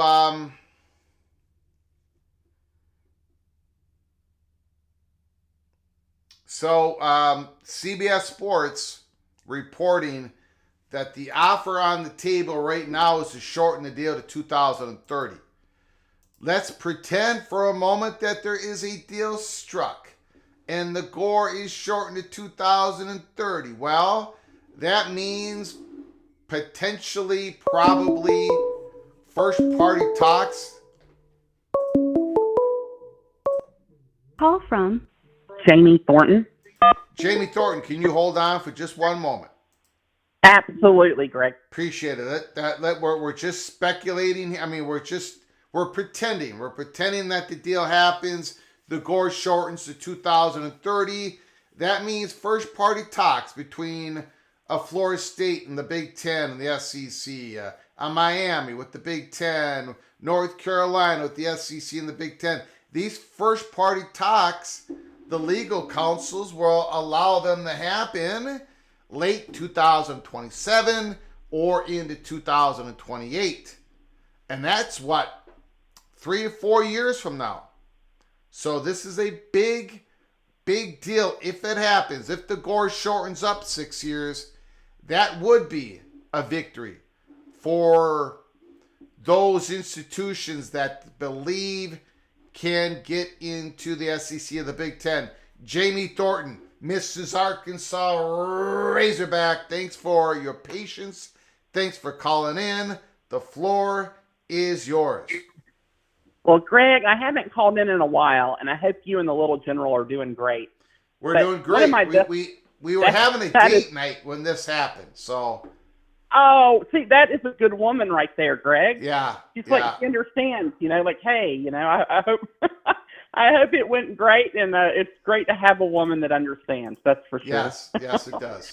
Well, I gotta start off saying, Greg, one of my best friends in the world, online that I've never met, is JD. He is a great guy. Yeah. And being born and a resident of Memphis in the hometown Memphis Tigers, which I'm not a part of anyway as far as like schooling or anything. I went to Arkansas. I've got to congratulate JD on giving a heck of an effort. His Seminoles tried hard to beat the favorite Memphis Tiger mighty football program, Tiger High as they call them. And so congratulations on a great game. No, I've had fun with JD. He's a great sport. Yeah, he is. But this is he really is. But yeah, this is crazy. And this week, the last 7 days, ever since all that, the stuff came out last week about the ACC meeting, and then we had the bomb drop from the PAC, what's going on. And we've been speculating on this connection, right? Like there's been this whole thing, will Memphis, will Tulane, will they go to the PAC? They've been working together. Memphis and Tulane have actually been working on trying to get into the ACC for a while. That's been going on behind the scenes that a lot of people might not have really known. And, of course, USF, but they were in a great position. Now, with everything going on, and I don't know if I told you that or not about the John Calzano interview today that happened in Memphis. He had a great interview, and he broke some things that were crazy, including USF. The PAC got a call from USF a couple of nights ago saying they have some interest if Memphis and Tulane join. It makes you wonder if they got wind of all this and the ACC might be staying together. Yeah. Now, what it means, what as far as the ACC goes, there's a lot of big questions, right? Like, will they get the votes on this to go forward? And I think it would be great. And in the whole, if they can get the grant of rights, that's the big question I have is on the grant of rights, if they can move it to 2030, if that's something that's even possible to have done. I don't know how ESPN, how that would work in that situation. Would it just be a whole new deal instead of the 2027 option? I mean, does anybody have any answers on that yet? I don't know. I don't know, man. I don't know, Jamie. I don't know. Yeah, I mean, these are all bring up so many questions. There's so much going on, and it's just funny how the two of these things going on, they have major implications and dominoes for everybody that will drop down and go across the board. I mean, let's not forget what happened here with the PAC last week. The PAC has crippled the Mountain West Conference. They really don't have much they can backfill with. And if UNLV, which Calzano said today that UNLV is still a target at number 9, if they could get them, they could leave. And, of course, the Air Force is looking at the AAC, or the AAC is looking at Air Force. Mm-hmm. I don't know what they do, and if we see Memphis, Tulane, and USF end up going to the PAC, the American too, they're going to have some big problems at the top of their conference. So, what happens here altogether is going to be huge as far as, this just raises more and more questions. Yeah, the G5, the G5 or the G6, or I guess we're calling it the G5/6 because we don't know. We don't know, yeah. But yeah, there's a lot of ins and outs, and again, we were told about 30 minutes before we came on live during our first live show today that this is speeding up faster than people thought. So I think we're going to Yeah, get it some really answers. is. And I wanted to tell you one thing, Greg, and the people here. This has been tweeted by a couple of people. This was a big thing with Memphis, okay? So apparently Memphis has been told by the PAC that if they do join, they will pay most, if not all, of the exit fees that they would have to pay to get out of the American Athletic Conference.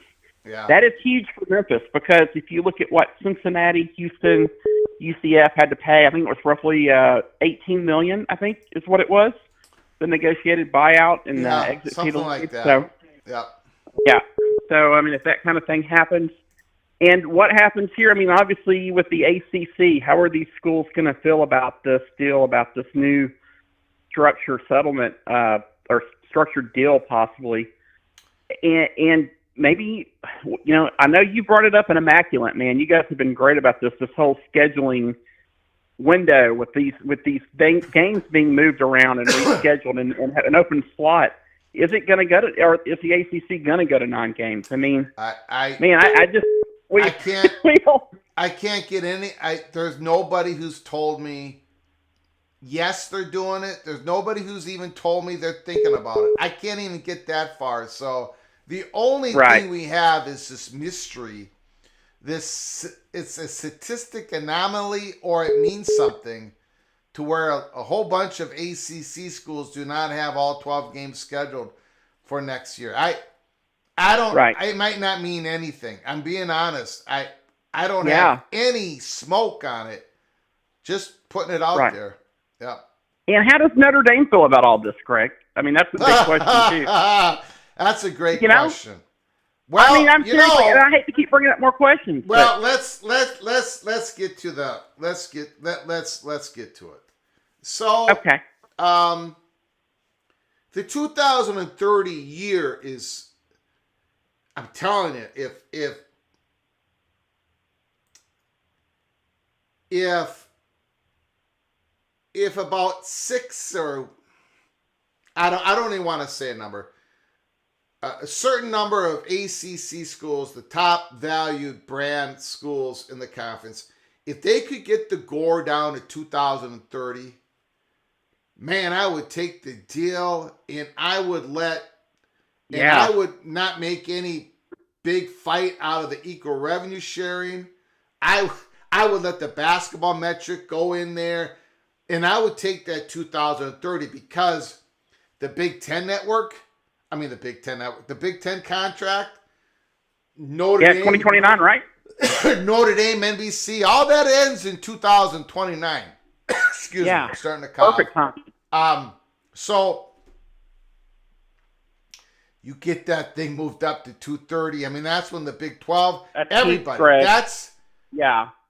get it up. That's monstrous. That's and not a only monster. that, Greg, but not only that, Greg, but we've had the years too. At that point, they'll know how this college football playoff format's going to have gone, right? Like they're going to have they'll have some time under their belt on that too. This is huge. I mean, what's going on this week with these two stories here between the ACC and this new Pac-12 rebirth out of the grave, and that's kind of like it's almost kind of like the Pac-12 is almost kind of like an all-star conference if you think about it, about the leftovers of the Power Four. They got left behind in the best of the G5, so you're kind of putting that all-star. You called it Frankenstein Conference. I think you were one of the first ones I ever heard that said it's very possible that these Pac-2 will end up creating a Frankenstein Conference, almost an all-star conference. Yeah. And, man, you were the only person I've heard that really thought that gave that any possibility, and now we're seeing it play out. So this is wild, my friend. I appreciate what you do and coming on here late at night. This is kind of my time of night anyway. But, I wish I had more information, but that's what I can give you. And, man, the great questions. But, Notre Dame, that's a big part of this, and I think they would love that 2030, like you said. Yeah, we'll be on live tomorrow. So, Jamie, if you if you get any more information on Memphis, would love for you to call us tomorrow, okay? Sure. I mean, it's been funny. Let me just say this about Memphis, and I'll let you guys go. The whole tide in the town, right? So I've been listening to the sportscasters, has really changed today. And, people weren't crazy about this because at first they think, the PAC, and they think about all those West Coast schools. But they think about, too, and this has been a big thing for Memphis, right?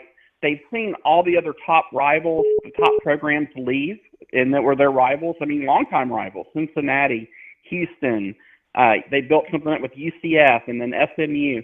They're all gone, and they know if they don't take this, USF and Tulane, they're probably going.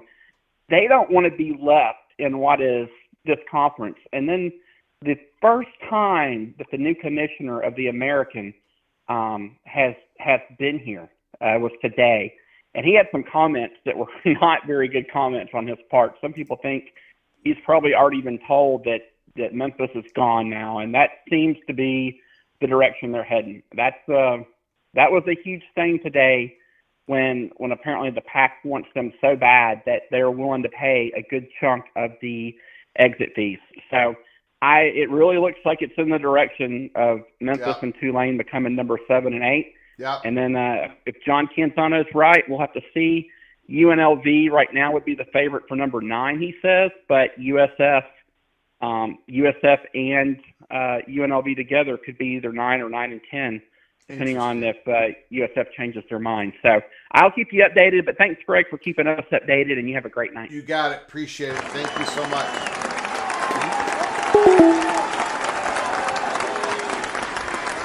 Great call by Mrs. Arkansas Razorback. Jamie Thornton, if you're new to the channel or if you haven't done it yet, please subscribe. Hit the subscribe button and turn on your notifications. Hold on one second. Call from Larry the GM. Larry the GM, can you just hold on, Mr. Longhorn? Yes. I appreciate your patience. If you're new to the channel, if you haven't done it yet, please hit the subscribe button. Turn on those notifications. Earlier today, we said during our first live show, we may have to come on live again. So people who had their notifications on knew we came on live. So make sure when you subscribe, turn on those notifications. If you want to support this college football YouTube channel with a donation, hit the $sign and make a comment, and I'll get to your super chat as quick as I possibly can. Before we get to Larry, the GM, I just want to go through something real quick. David Hale, ESPN, reporting this evening, according to multiple sources within the league, the conversations are preliminary and the sides are not close to an agreement, but the conversations represent a strong signal that Florida State and Clemson are open to remaining in the conference under more favorable financial terms. The proposal, which was formulated by Clemson and Florida State and discussed by the league presidents during Tuesday's regularly scheduled meeting, includes additional money going to schools with better rating success in football, basketball. We've had mixed reporting. Okay? Now, ESPN, David Hale is saying this was formulated by Clemson and Florida State. I don't know who came to who first. I don't think it matters. But we are getting some mixed reporting on this. While the proposal has not been widely distributed or discussed among conference athletic directors, administrators from more than a half a dozen schools who spoke with ESPN said they would be at least open to some altered revenue split. And again, this was discussed today and it's already been leaked. Let me just skip through. I'm trying to find if there's anything. With the proposal put forth by Clemson and Florida State, the term of the grant of rights would also be reduced potentially as early as 2030 to better fall in line with the expiration of TV deals in the Big 12 and the Big 10. So it's not just CBS reporting it, it's ESPN. Evaluating TV ratings can be difficult because there's so many factors. We've talked about that. I think that's about it. Larry the GM, thank you for your patience. The floor is yours. Greg, I just want to thank you.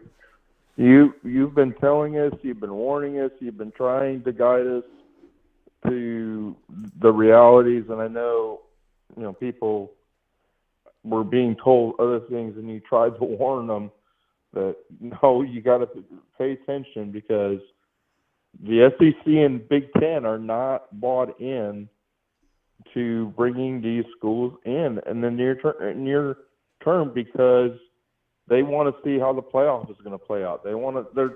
There's multiple things that they're wanting to see play out before they're really interested in bringing anyone in. And they have their own internal politics going on. Correct. Yeah. So yes. Yeah.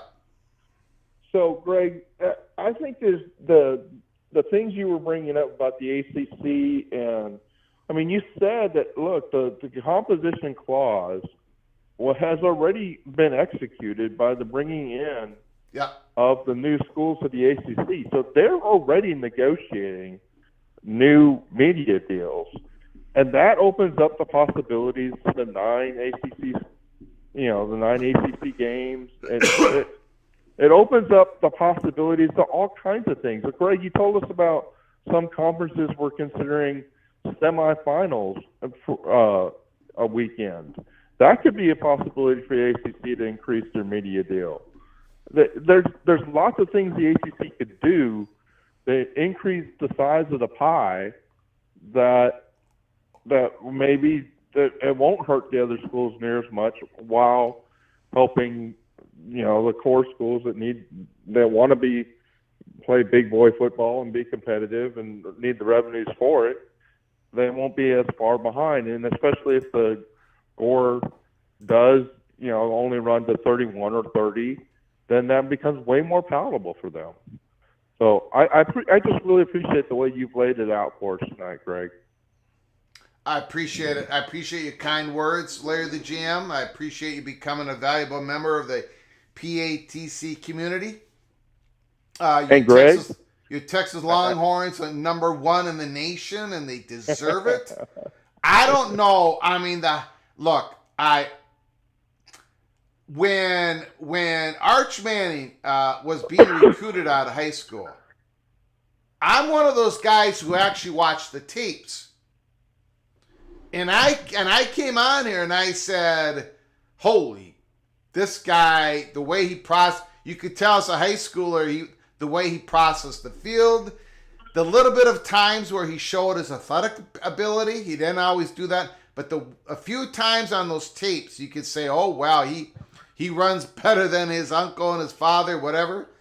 Now everybody got a good look at him. The hype around him has to be at an unbelievable level. Let me know. Tell us, what are the Longhorns feeling about the future of Arch Manning leading the team? Greg, we are. So most Longhorn fans understand the story, right? Most Longhorn fans understand the role that Quinn Ewers has done to bring the program to the level that we're enjoying now, right? And so we're not, most Longhorn fans are like, okay, yeah, this is awesome. We're going to see Arch Manning this week. I'll be at the game, Greg. Okay. I will be at the game watching Arch Manning's first start. Beautiful. And we're all excited about that. But we also know for the 2024 season that Quinn Ewers in his third year is really the key for us to go to the promised land. It's his team. Yeah. So we're pretty balanced. Now, most of the national reporters are like, will Arch Manning take over? Will Quinn Ewers be Wally Pitt? No, he's not going to be Wally Pitt. Yeah. Mainly because Steve Sarkisian is not going to do that. So we're all excited, and Greg, it's all. I mean, when Texas is good, Greg, it's incredible. It just is. But when Texas has not been good, and there's probably a whole generation of fans that don't really remember when Texas is really good in football. unfortunately, I definitely remember because I'm 58 years old, Greg. So, but it's just it's an incredible time in Texas and for Longhorn fans. So, Greg, I did send you my picks. So, I sent you in Twitter my picks.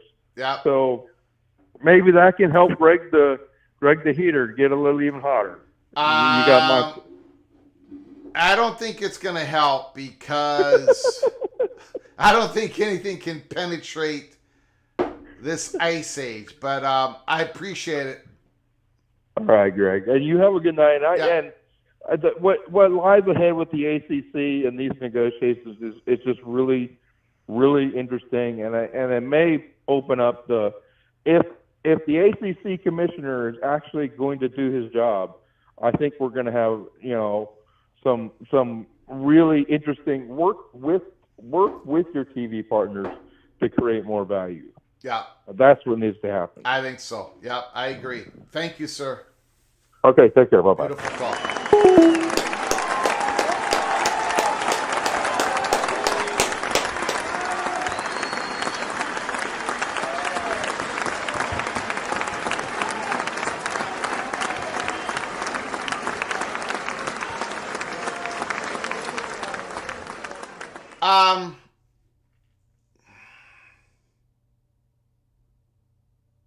Yeah, I don't know if I want to go down another rabbit hole, but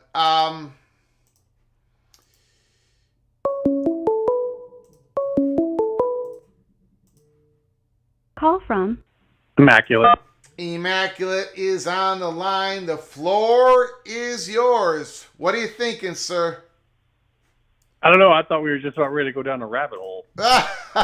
Well, I was, again, not imminent, not.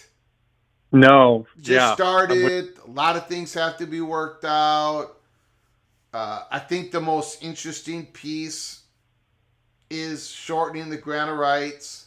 A proposal by Clemson and Florida State. I don't know if it can get to 230 or not. Maybe they started high on that bid. Maybe, but and I don't think the unequal revenue sharing thing is really gonna solve their ultimate issue with the gap with the SEC and the Big Ten. But as you and I, Immaculate, as you and I have spoken before, the elephant in the room is that the Big Ten and the SEC are not interested really right now. So that is what's really, really pushing Florida State and Clemson. Hopefully most people now can come to that truth, but I'm wishing on something that can't possibly be true. And so let's say, jeez, do I go down another rabbit hole? Well, there's this other issue, Immaculate. Okay. Beyond the governance issue, beyond all this other stuff, where, okay, let's say they do this deal, okay, blah, blah, blah. Gore goes to 2030, 31, 32, revenue sharing. The next bomb it may not be the next bomb that's going to drop. But this I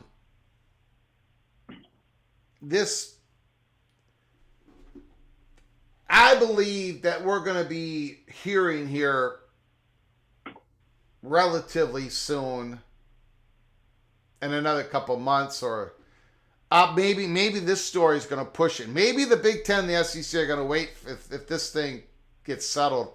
At some point, we're all going to get reminded, Immaculate. You don't need to be reminded, but the whole college football landscape is going to get reminded that the SEC and the Big Ten have the power to really transform the college football playoffs. And when that bomb drops and hits like a lightning bolt, and then we're going to have people kind of upset, some Florida State people, Clemson people, a whole bunch of people are going to be upset and saying, God dang it, again, we're maybe we should have risked it all, and maybe we could have got, all I'm saying is there's another bomb that's going to drop here at some point, and maybe that's going to get delayed a little bit until this is settled. But yeah, I don't want to go too far into that. But Immaculate, the floor is yours, man. You gave us the call. I appreciate it. Yeah, I think I know where you're going with that, and you've talked a little about it, and I know I've talked in various shows and on X about some other thing like it, and I think there's a lot that's planned. As I talk dominoes, it's like we need to do this, and then this, and we need to do this, and it kind of leads through things. I'm really right now looking at that settlement hearing situation. Like, that might have put some things on hold. Because when I read this, when I first saw the tweet, I was like, oh, this sounds big. And then I went in finally and got to look into the article. I'm like, what? This, number one, the main thing is old. This revenue sharing thing, yeah, it was presented by Florida State and Clemson, 2 years ago? Mm-hmm. Yep.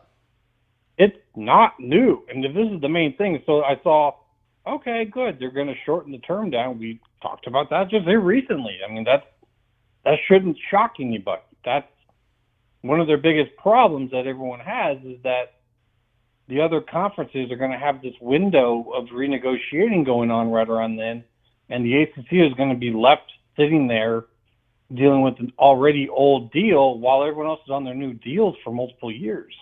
So that's absolutely 100% necessary. My thing is, okay, so that's a +1 for the ACC. You got to make it equal now for ESPN to do that. I don't see anything in this that helps ESPN. Where's the ninth game? I was like, okay, there's got to be a ninth game in here somewhere. I'm reading the thing. Did I miss it? Was it in the article? Mm-mm. I didn't see anything that is given to ESPN in response. So I'm kind of wondering and going, how are you getting that? There's something more to this story that we're not being told, because this does not equal a deal. Because a deal means ESPN is getting something. They're just being like, oh, whatever you guys want, we'll give it to you. Like, that's not ESPN. They're not doing that.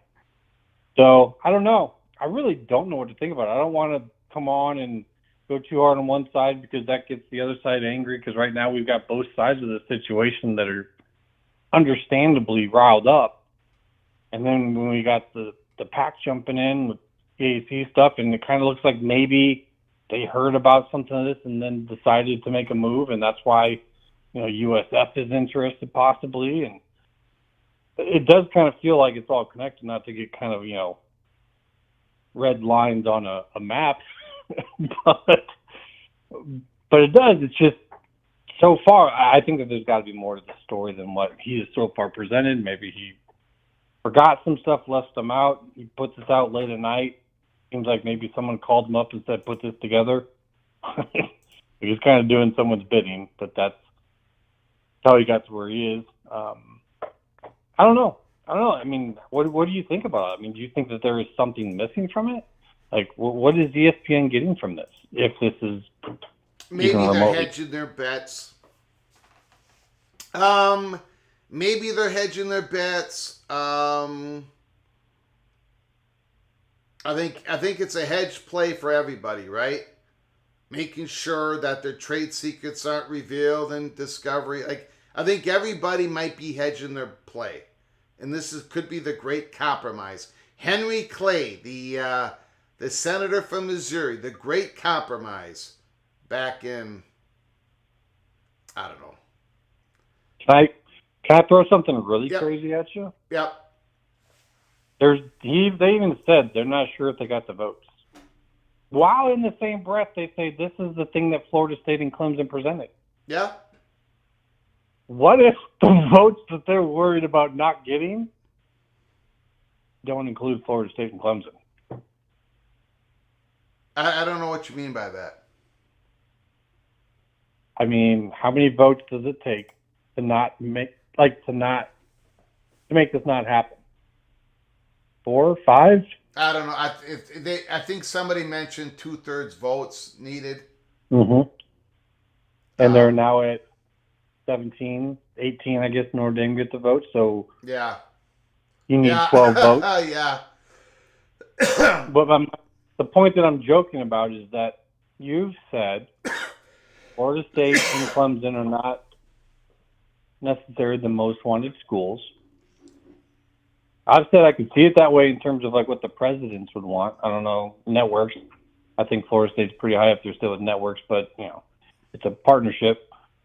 What if some of the schools that might vote against this are actually other schools? We've talked about North Carolina State working on something. Yeah. We can talk about Notre Dame and Stanford, maybe. Is Georgia Tech in the pipeline? Is Virginia with it? Is Virginia Tech with them? Is Louisville actually talking to the Big 12? What if some of the ones that might actually be saying no to this aren't even Florida State and Clemson? That might be crazy talk, but there are other schools that might actually be getting more of a look from the Big 2. And I don't know. We'll find out. But I look at this and I think we've only got a small portion of the story.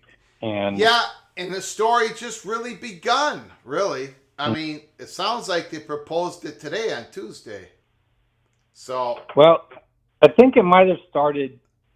Yeah. On that other meeting because right after that is Wake Forest dropped to Ole Miss.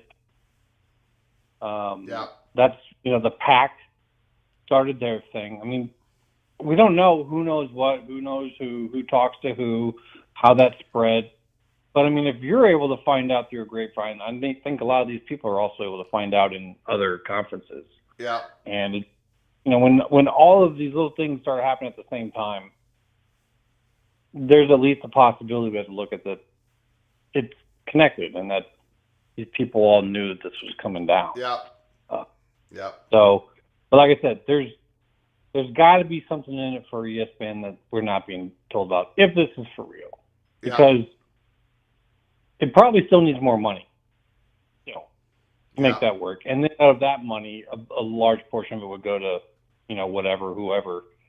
And that's why I was waiting. I was like, where's the 9th game? What's the thing that is paying for this? So that's it, really. That was my takeaway of the whole thing, is that it's missing a component. Well, maybe this is not going to be a 9th game. Maybe it's going to be something like ACC schools are going to be willing to play on Thanksgiving Eve, on a couple of day games during Labor Day. Maybe they're going to be playing on Sunday nights, do something crazy. I don't know. I'm just throwing out things. Maybe it won't be a 9th game. Maybe it's something else that can increase the increase the value of the media deal. I don't know. Yeah.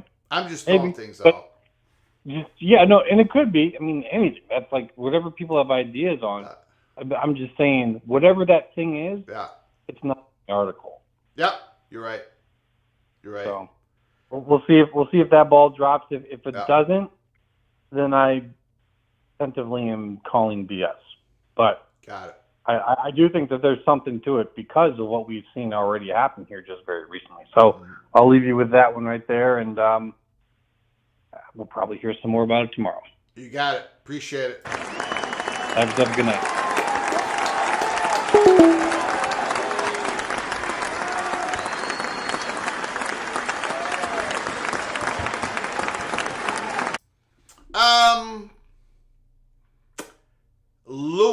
Henry Clay was from Kentucky. I said Missouri, didn't I? Yeah, that was I'm going to blame the shot of tequila that I took on my date. Getting that wrong. Thank you, Lewis. Appreciate it. Henry Clay, the great compromiser. Maybe they can come together, but who's going to be Henry Clay? We may have to open up a new play in the Holy Smokes Theater. Negotiations between all these different parties. And there is a lot of different parties. A lot of different interests. Thank you, Lewis, for the correction. Mireya Flugar, no problem. Anything for PATC. Yeah, we had to cut our date night short because of this breaking story. And this is going to be something we're going to cover tomorrow. And if you're not a member, you better become a member because we'll probably start out putting some cloak and dagger stuff in our membership only shows. And then episodes for everybody. And then we're going to go live. And it's going to be a very busy Wednesday, September 18th. We got to make our predictions against the spread tomorrow. Tomorrow's show is going to be stacked. So again, make sure you subscribe and turn on your notifications. Tony, $2 for a Gophers propaganda segment before kickoff. Thank you, Tony. The last time I did a Gophers propaganda segment, everything went pear-shaped for the Gophers. Why? Because the studio sits in the middle of Loserville City, and I have been reelected mayor once again. So, Tony, I appreciate the super chat. I do. Thank you for keeping the lights on. But I'm not going to be doing any Gopher propaganda. On Saturday night, when we play for the Pig, we're going to be doing a watch party. Iowa and Minnesota. Hope you all join us. I'm going to walk in here with the towel between my legs, the Gopher towel between my legs. I'm going to sit down and I'm going to watch it with you guys. I'm going to be petrified. And by the end of the night, I'm either going to be crying because we keep the Pig, or I'm going to be crying because we're going to lose the Pig. The only thing I know what's going to happen Saturday night is I'm going to be crying at the end of it. That's it. That's all I know. You're not going to get any propaganda out of me. I agree. Shortening the gore to 2030 would also shorten the TV deal, which hurts ESPN's side of this. And what does ESPN get out of it? It's a great question by Immaculate. A lot of things, man. A lot of things going on. I think we're going to close it up. We've been on the air for over 2 hours once again. Second time today. Incredible story coming out of Ross Dellinger. CBS Sports then reported on it. ESPN has reported on it. Man, a lot of drama going on in college football. ACC in negotiations along with ESPN. Possibly shorten up the gore. Possibly getting Clemson and Florida State to drop their lawsuits. They get everybody on board. The great compromiser. Who's going to be it? Who's going to lead this? Is Jim Phillips the man to make this all happen? We shall see. But however this goes, we're going to be following it.